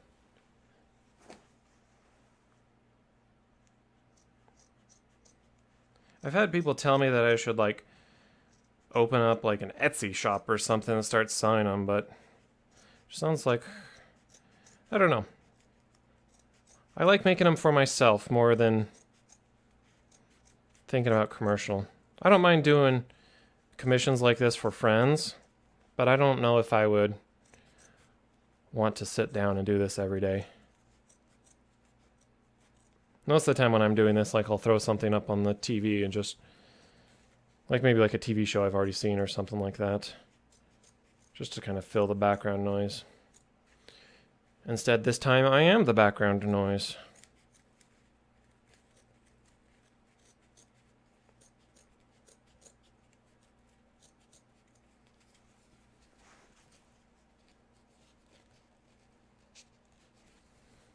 The corners where it kind of meets is always a little bit awkward.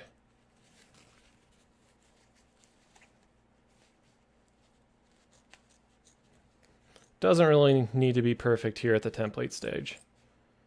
In the end, it's all the edges are going to be hidden inside the bow tie. Okay, there we go. Cut out. Now we detach the template. A lot of pinning and unpinning, which was when I was talking about the whole die cut thing for this, or a piece of acrylic. A piece of acrylic would actually be pretty straightforward to do. Just you pick up acrylic at like the hardware store or something and cut out your template, and then I don't know, I don't know if the roller cutter would go very well around a piece of acrylic. So we have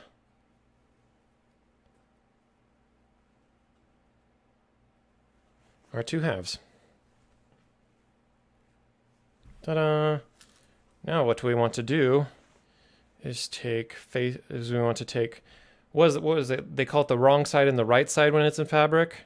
So we want to take the right sides and put them facing each other and have the wrong sides facing outwards, because ultimately in the end we're going to turn them inside out.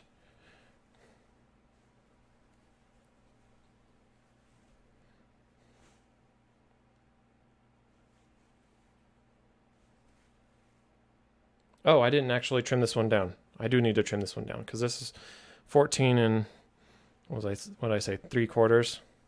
Probably wouldn't hurt to leave it a little bit long. I think longer is ultimately. Do I want to leave it long? Maybe I'll just leave it like this. Nah, let's take off a 1/4 inch.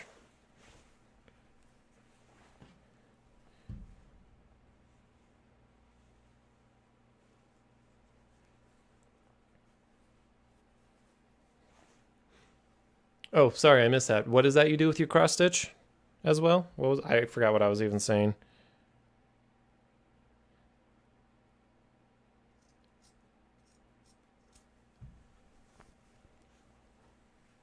Okay, that's fine.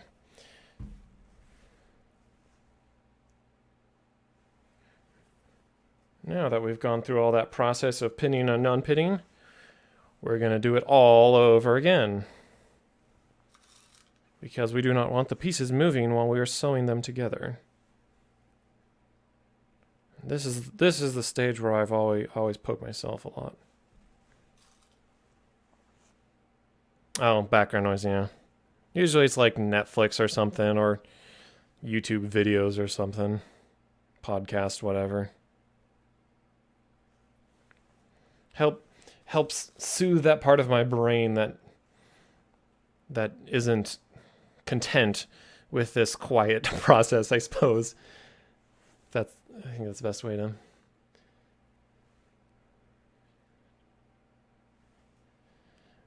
Yeah, I think I have this bow tie process. I don't know, takes me about an hour per bow tie, I think is what I'm down to when I'm really focused and stuff. Sometimes I can do a little faster. Like if my hands are feeling particularly steady that day.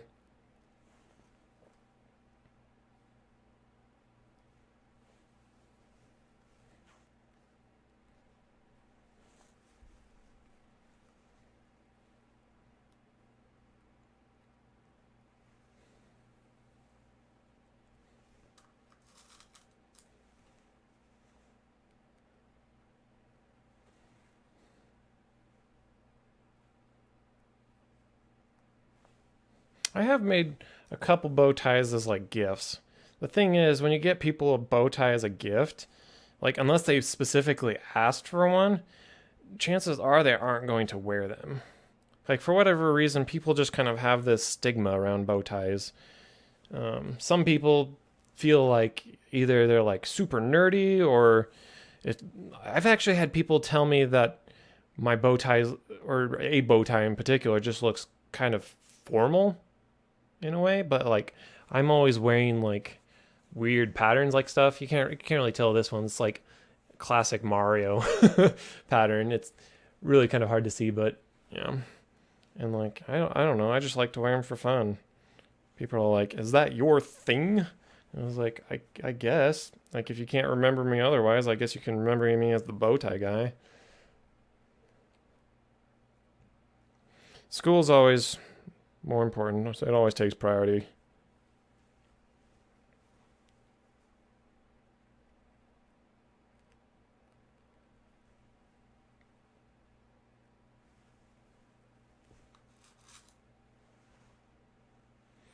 Um, I don't know. I guess kind of. I mean, they're kind of supposed to be formal, but I just kind of wear them all the time. I guess it keeps me always looking nice, without too much effort. But I don't know. I guess spring break though, and it's snowing outside. Well, that sucks. I mean, getting kind of stuck indoors. It's been bouncing back between 40 degrees and 60 degrees Fahrenheit here in lovely Idaho.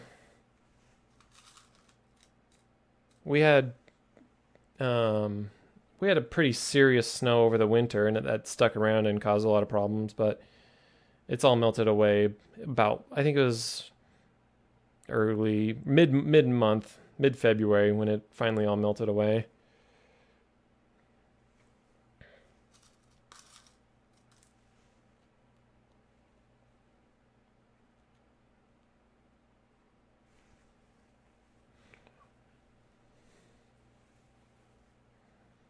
Sometimes we get snow in March. It really depends on the season. This year it's been really extreme. Like it was just like 2 weeks ago when we were like down in mid 20s or something like that, and then like this weekend it's like, oh, I'm taking off my jacket. I'm getting too toasty. It's kind of a little bit of a crazy swing being at this longitude or latitude.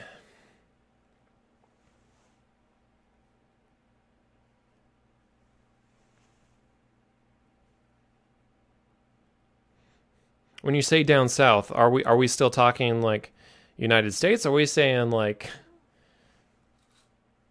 South America?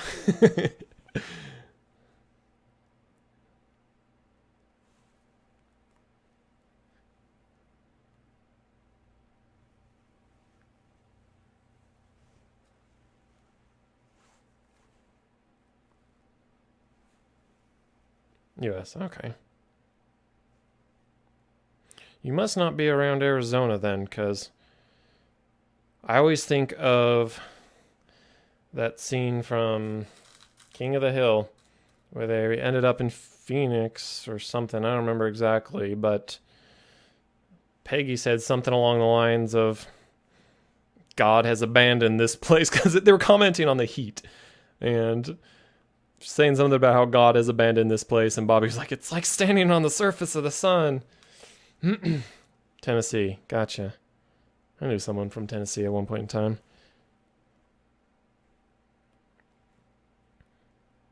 We kind of are sitting here in South Idaho. We kind of sitting here in a little bit of a valley, so sometimes we're protected from storms that kind of blow through, and then sometimes it just swirls around and sticks with us for days. It's always kind of a poop shoot and what we end up with.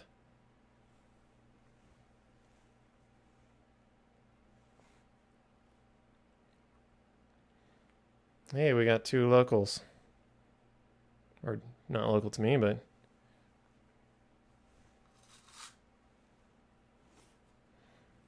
yeah, dry heat is seriously the worst.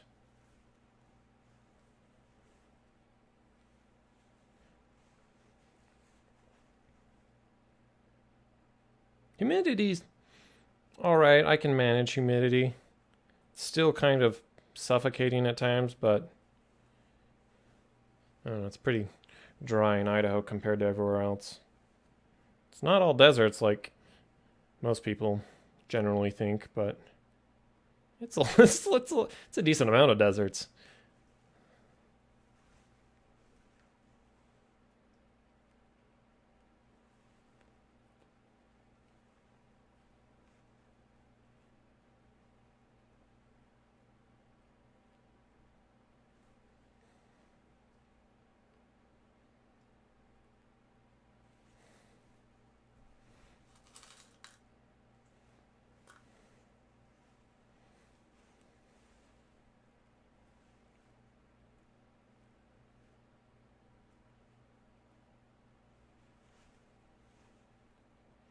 Okay, we're just about done with the pinning. One more on this half.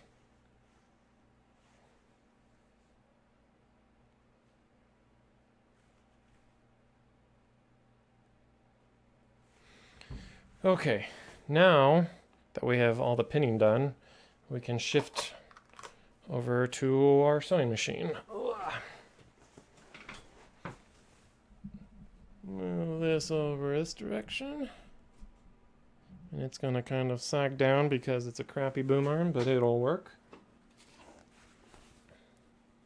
Now, first things first, we want to attach our two halves in the center.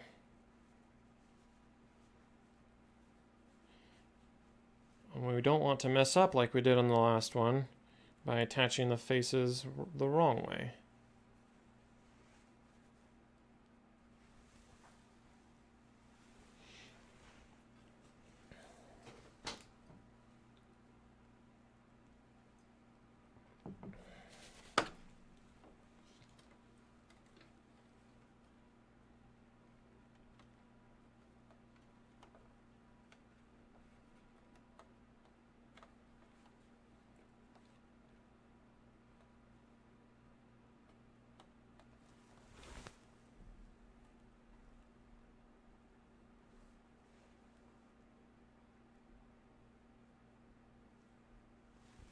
Oh, odd. I have the chat room pulled up on my tablet here, but I just realized it's not actually showing all the chat. I have my computer monitor over there, but this is nice because I can just look straight up instead of having to go to the side.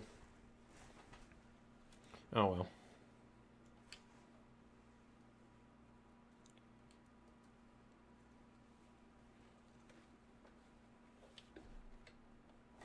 Okay, where's my foot pedal? There we go. Let's go ahead and do one back stitch just to secure.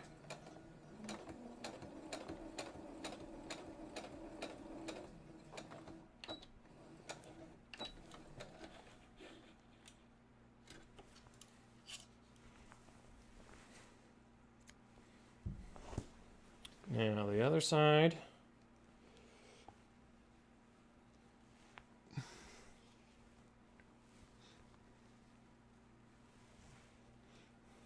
Moobots, do not be rude. Don't interrupt people when they're talking.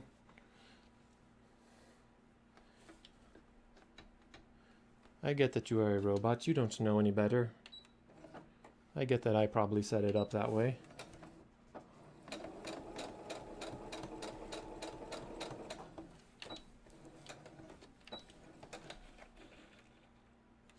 Okay, so, oops, just realized that that was in the way. So there we go. We got our two halves joined.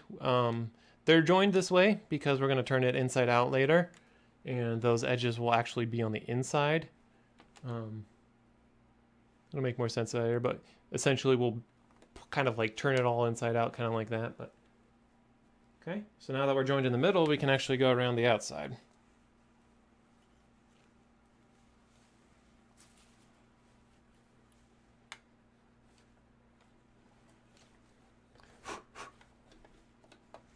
And we're going to start a little bit away from the middle because we're going to want to leave an opening for where we turn it inside out.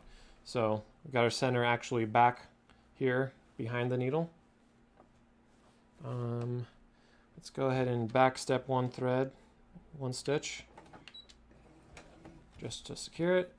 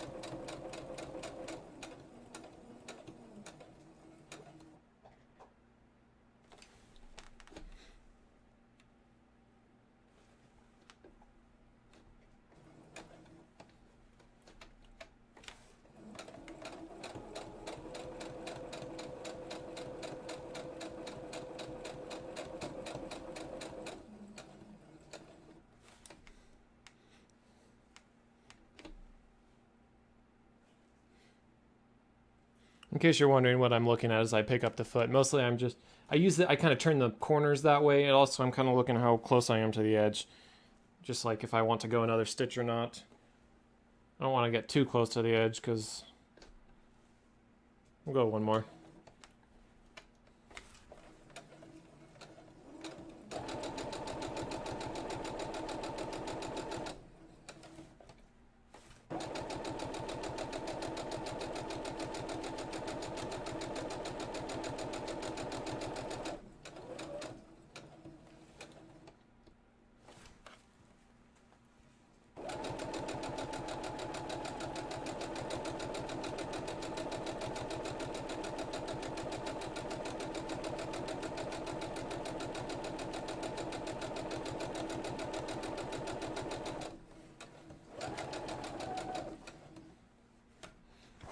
Got some long tail ends here. I'm just going to clip those before I go over with the needle.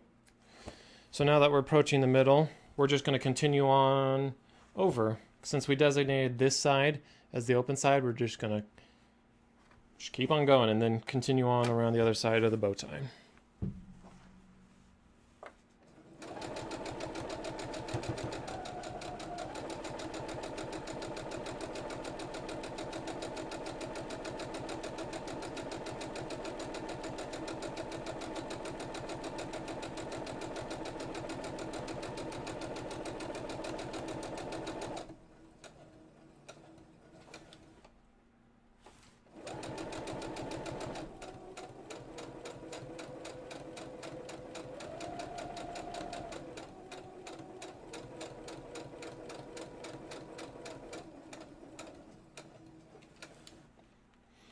So earlier today I attended a local convention.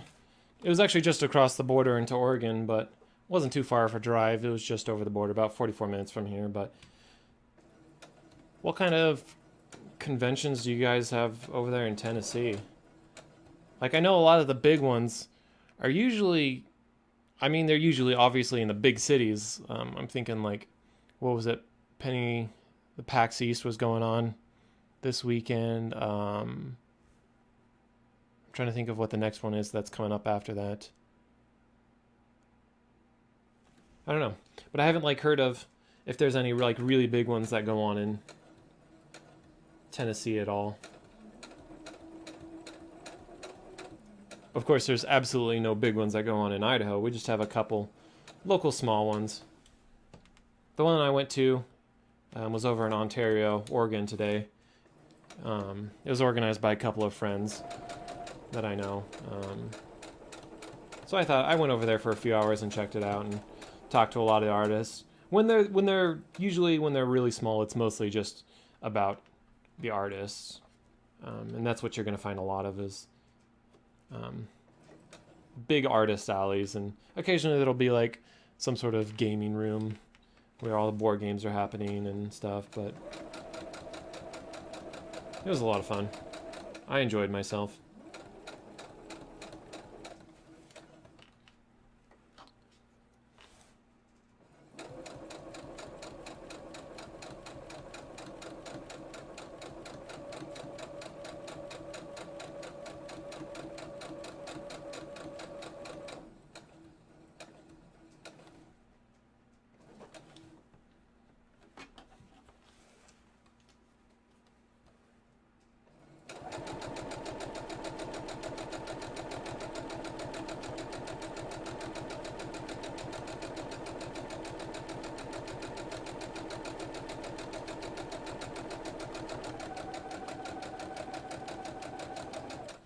Okay. And back stitch once just to secure it down. Bring your needle up and trim. There. Now we still have this opening here that will turn it inside out.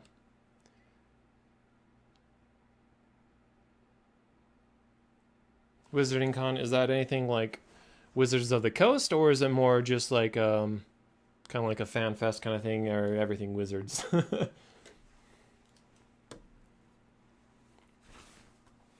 I picture or imagine like a lot of RPG games being ran, whether it's like Dungeons and Dragons or Pathfinder or whatever. I guess the one I went to did have a cosplay contest, which was pretty cool. There were a lot of cool costumes. One lady made a Sauron costume, which was quite impressive. Another kid got a big like refrigerator box and made it up to look like a TARDIS. That was also pretty cool.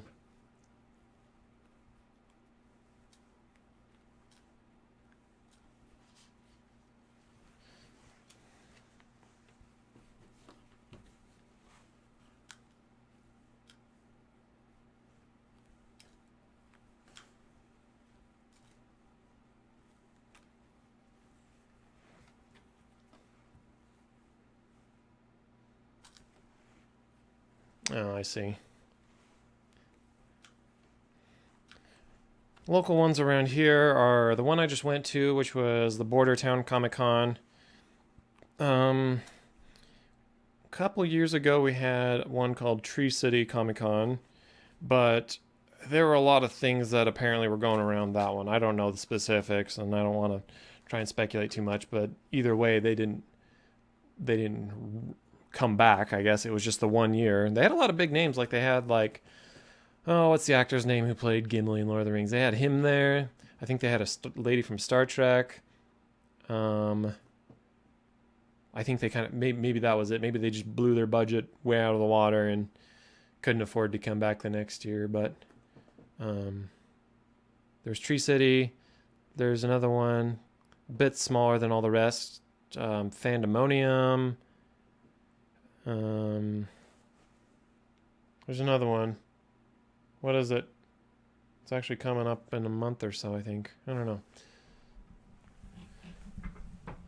I don't usually go to comic cons or any conventions, but I've been trying to get out more, so I had a lot of fun. Mostly you just gotta kind of be friendly and talk to people, and you'll make new friends. Oh, I guess I should explain a little bit what I'm doing. All I did first was I just pulled out the pins. They aren't necessary now that we've sewn around all the outsides. Next, I'm going to the corners, and I'm actually, you can see right here, trimming them off. When you turn them inside out, if you trim them off, it makes it a little easier to get a sharp corner. Otherwise, all that fabric just kind of bunches up, and you have this kind of rounded corner, and that doesn't look very good. So kind of see how I trim it off. I'm trimming off just before where the thread is at, because if I don't want to cut into the thread, because then everything's going to unravel, and that's never good. Okay, now we are to the part where we turn it inside out. Starting with this end, I'm just going to try and very carefully pinch apart the pieces. Oh, for a second there, you had me worried, Kitty. You were like brushing against the iron, but it's been unplugged for a while, so it's not hot. Hi, dum-dums.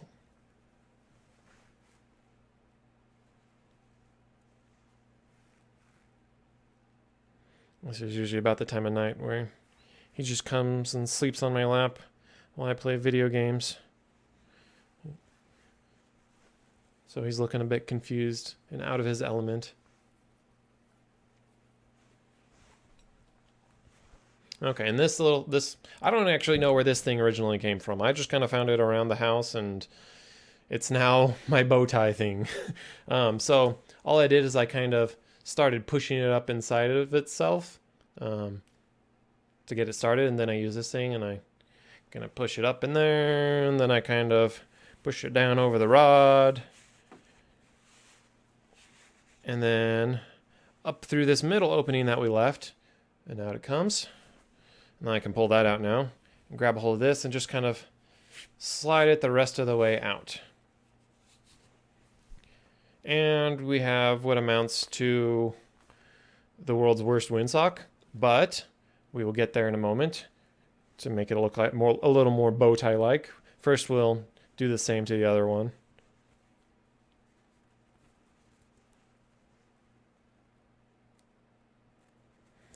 Being careful. Sometimes when you try to pinch it apart, it wants to grab just the interfacing and not the full fabric. So, gotta be careful with that. Hi, Kitty. I see you want to come. Do you want to come up? you want to come say hi? You gonna come up? Come on. Come on, dum-dums. There you go.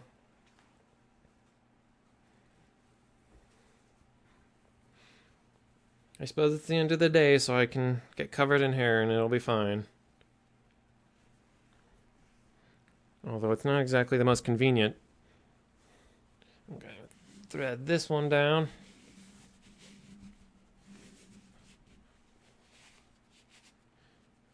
That. Pull it out. And now it is all... I don't know. I still don't know whether to call this inside out or right side out now, because technically it was right side out when we sewed it up, but because this is a side. Okay, so now we have this piece of fabric that looks like crap. Next, I take my chopstick, thread it back up inside that opening in the middle, and just kind of push it down to the end. And then I start kind of poking it around to work out the shape. Kind of poking out those corners. Get them as sharp as we can. We don't want to poke too hard and push it right out of the tie, but if you're using a sewing machine, your seams are probably have a pretty good, decent strength. As long as you didn't cut through them when you were trimming off the corners either. Are you going to lay down, or am I kind of not working very well with you, huh? You're leaving? Okay, bye. He tried. Unfortunately, if I do not conform to the kitty leaves. Okay, so now we're starting to get a little bit of our bow tie shape. A little bit closer to what you're expecting.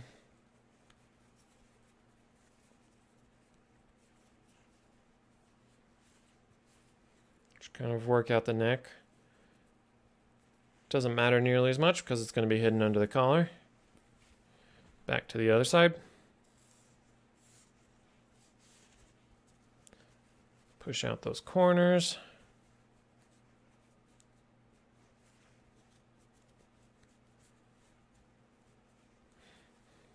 This fabric's definitely a lot lighter than the last one. I guess it'll make it a little easier to tie for a newbie, but and give you a little tighter of a knot, but it should still look good.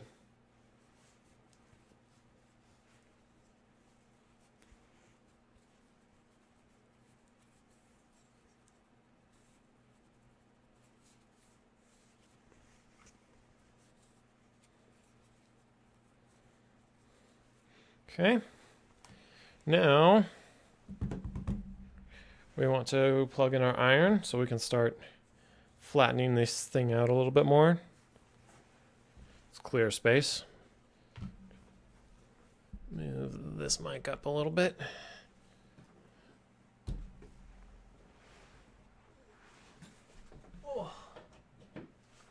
Just now realizing how stiff my back is from sitting upright. I'm not like leaning against the back of the chair like I usually am. Guess I can scoot my chair up a little bit so I can lean back. Okay.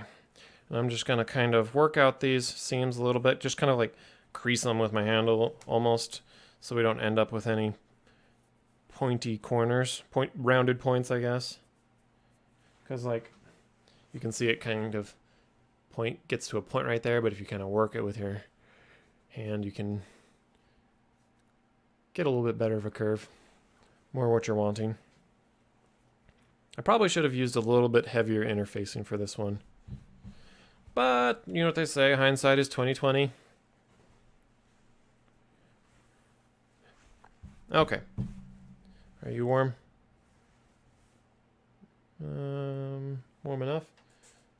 I wonder if I should add a little water. There's still a little bit of water in there. It'll be fine. And you can kind of use the tip of the iron to kind of push out those seams a little bit.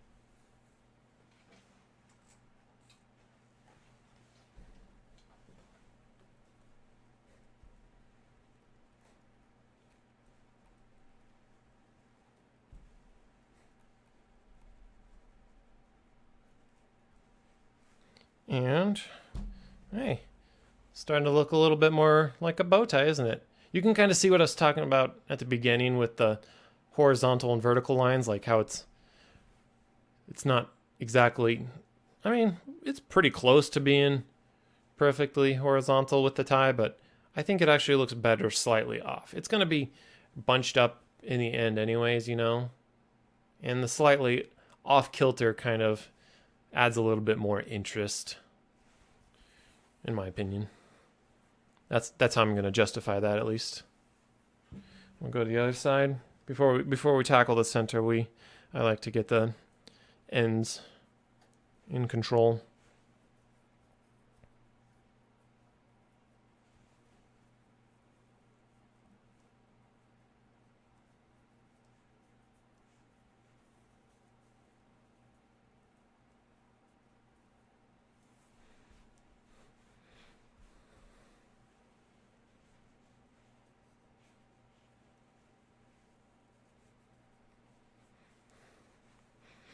Good enough.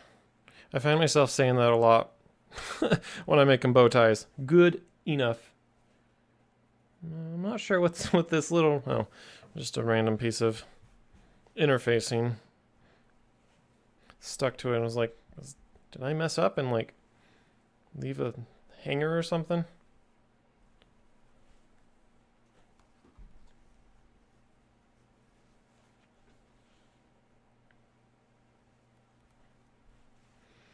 I kind of want to get in there with the chopstick again on this part. Didn't push out very well in the middle. It doesn't hurt it if it tapers down to the middle a little bit. But oh well.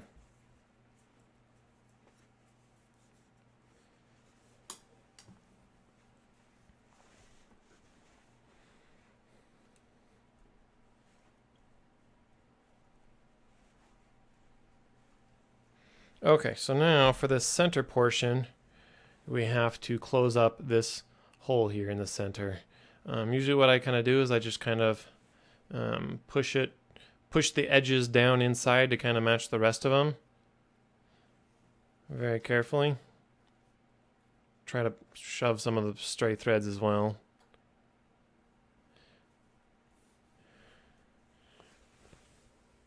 There you go, so they're both kind of folded inside there. And we'll use the iron to crease it so it doesn't move when we're trying to sew it shut. Are you back, kitty? Why are you back? You didn't like it up here before. And this is a bit of a delicate situation I'm working with here.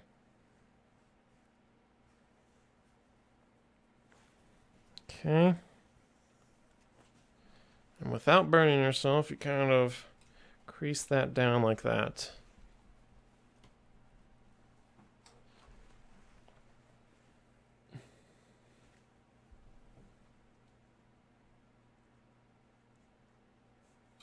And that should be alright. I should be able to sew that shut just fine.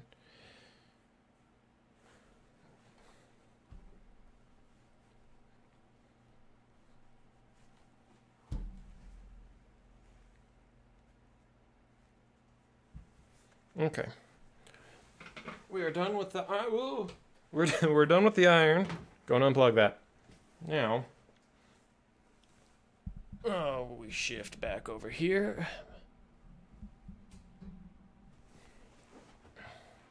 And this is the only time really you have the external thread that's going to show in the end product. But that's okay, it's just a single line. It doesn't look too bad. And it doesn't matter because it all gets hidden under the collar in the end. I'm kind of second guessing my crease, but that's okay.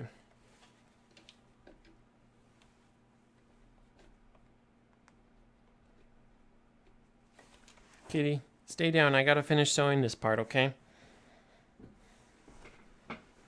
Find my foot pedal.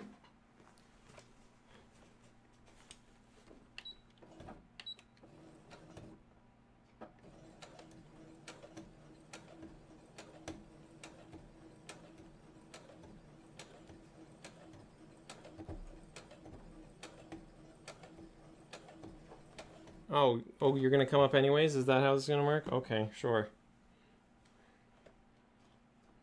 I guess I don't get a say in the matter.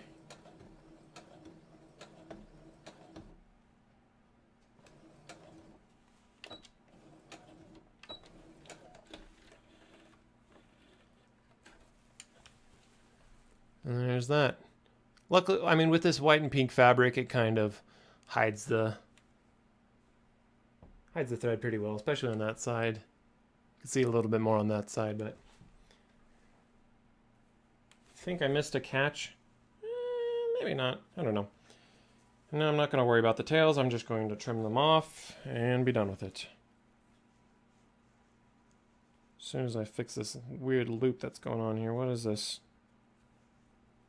Pull that tight, maybe? Is that going to fix it? No.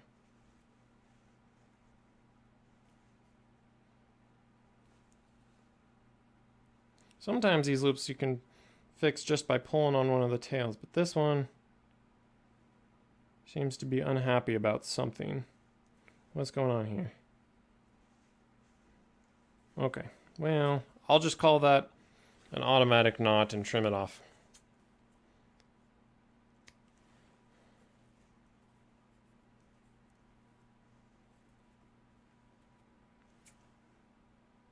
And voila. We have bow tie number 2. Now I do have a third one to do, but I don't think I'm going to do it tonight. I don't know if I'm going to do it on stream at all because it's pretty exhausting. But we got 2 done tonight. That's not too bad. Only started with the intention of getting 1 done, but I was like, you know what? We got some good momentum, so let's go ahead and work on 2. And we're probably going to wrap up the stream about there. Usually I do video games, but occasionally I do like to stream random crafts like this. Eventually, hopefully I can get back to drawing maybe, or maybe I can do photo editing on stream. I don't know. The sky's the limit. I kind of just stream whatever I feel like streaming at that point in time. Usually it's video games. Probably it'll be rest of, or probably this coming week. But anyways, hit that follow button if you enjoyed this. And thank you for everyone who joined me, and have a good night. Ta-ta.